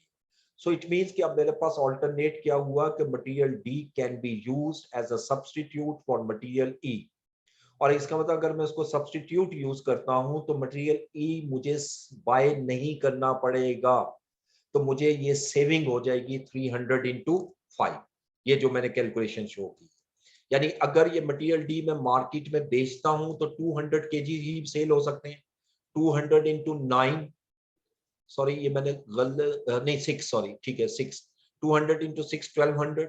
और अगर मैं इसको सब्स्टिट्यूट के तौर पर यूज करता हूं मटेरियल ई में, तो मटेरियल ई मुझे सेविंग होगी मटेरियल ई से, यानी 300 यूनिट ऑफ मटेरियल ई मुझे खरीदने नहीं पड़ेंगे। तो 300 इंटू 5 1500, तो जो इनमें से हायर होगा वही रेलिवेंट कॉस्ट है। तो प्लीज मैं एक दफा आप सब लोगों से रिक्वेस्ट करूंगा कि जो आप लोगों को लास्ट लेक्चर में मैंने फ्लो चार्ट ऑफ मटेरियल करवाया था उसको जरा सामने रखिएगा, इंशाल्लाह उम्मीद है कि ये समझ आ जाएगी। Material B is not clear, okay. Material B, देखिए मटेरियल बी के मुतालिक तो वो बड़ा क्लैरिटी में लिख रहा है कि मटेरियल बी जो है वो रेगुलर यूज में है, और अगर हमें इस जॉब के लिए अगर चाहिए होगा तो वो भी बाय करना पड़ेगा। देखें फ्लो चार्ट, फिर मैं वही बात करूंगा फ्लो चार्ट की। फ्लो चार्ट में मेरा पहला क्वेश्चन ये होता है, अगर मैं इसको यहाँ थोड़ा सा एक्सप्लेन करूं फ्लो चार्ट को, मैं लिखता हूं कि इस रिक्वायर्ड क्वांटिटी इन स्टॉक, तो मैं आंसर करूंगा यस, 700 मेरे स्टॉक में मौजूद है, बट नो भी करूंगा 300 मेरे स्टॉक में मौजूद नहीं है, नहीं सॉरी 600 स्टॉक में मौजूद है और 400 स्टॉक में मौजूद नहीं है। तो अगर बात करूं जो नहीं है उसके लिए, तो रिप्लेसमेंट कॉस्ट मेरी रेलिवेंट कॉस्ट होगी, और रिप्लेसमेंट कॉस्ट है मेरी 5 रुपीज। और जो स्टॉक में है, ठीक है, इसको मैं ऊपर ले जाता हूं, इसको नीचे ले आता हूं, और जो स्टॉक में मौजूद है उसके लिए मैं दूसरा क्वेश्चन करूंगा, is it in regular use. ठीक है, तो ये हमने पढ़ा था, आंसर इज यस। उसने क्वेश्चन में कहा हाँ जी ये रेगुलर यूज में है। भाई जब रेगुलर यूज में है तो हमने फ्लो चार्ट में इस चीज को डिस्कस किया था कि replacement cost shall be a relevant cost, तो 5 रुपीज। तो यानी ये 400 यूनिट्स के लिए भी रेलिवेंट कॉस्ट 5 है, 600 यूनिट के लिए भी रेलिवेंट कॉस्ट 5 है, तो लिहाजा 1000 यूनिट इनटू 5 कर दूंगा, that will be the relevant cost. अस्सलाम वालेकुम। वालेकुम अस्सलाम। सर इससे पिछले वाले क्वेश्चन में जो एक पॉइंट था जिसमें स्किल्ड लेबर और अनस्किल्ड लेबर का वो डिस्कस कर रहे थे सर, उसमें मेरा क्वेश्चन ये था कि स्किल्ड लेबर अभी हमारे पास एग्जिस्ट नहीं कर रही है, लेकिन अनस्किल्ड लेबर वो काम कर रही है, सर ऐसे ही है? Semi skill worker. Semi skill हाँ काम, तो अभी हम उस स्किल्ड लेबर को मार्केट से परचेज करेंगे? जी बिल्कुल, हायर करेंगे।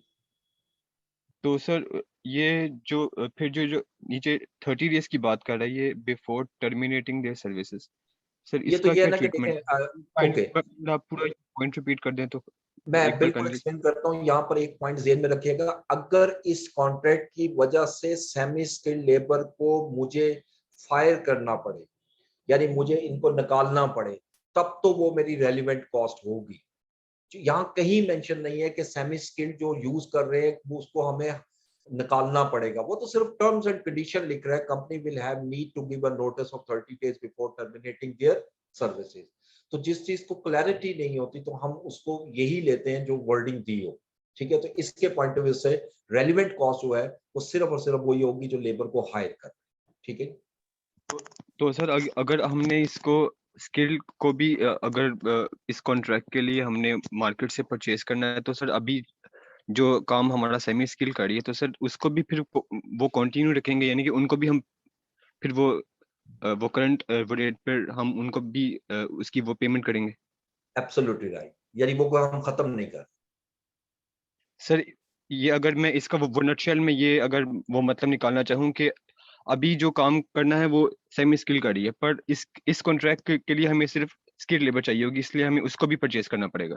Very good, exactly exactly. जी sir, thank you so much, thank you. Thank you. Okay जी, क्लास का टाइम खत्म हुआ, बाकी इंशाल्लाह नेक्स्ट क्लास में हम सर करेंगे। अगर यहाँ पे जी सेमी स्किल्ड लेबर को हम फायर करते हैं, देन उसकी कास्ट का कैसे डील करेंगे? उसको माइनस करेंगे, उससे जो बेनिफिट हमें मिलेगा ना, अगर हमें कोई एक्स्ट्रा पे करना पड़ता है, जैसे 30 दिन का नोटिस देना पड़ेगा, 30 दिन की जो एक महीने की सैलरी है ना, वो मेरी रेलिवेंट कॉस्ट बन जाएगी। ठीक है जी, तो बाकी इंशाल्लाह फिर नेक्स्ट क्लास में डिस्कस करते हैं। Thank you so much, Allah Hafiz.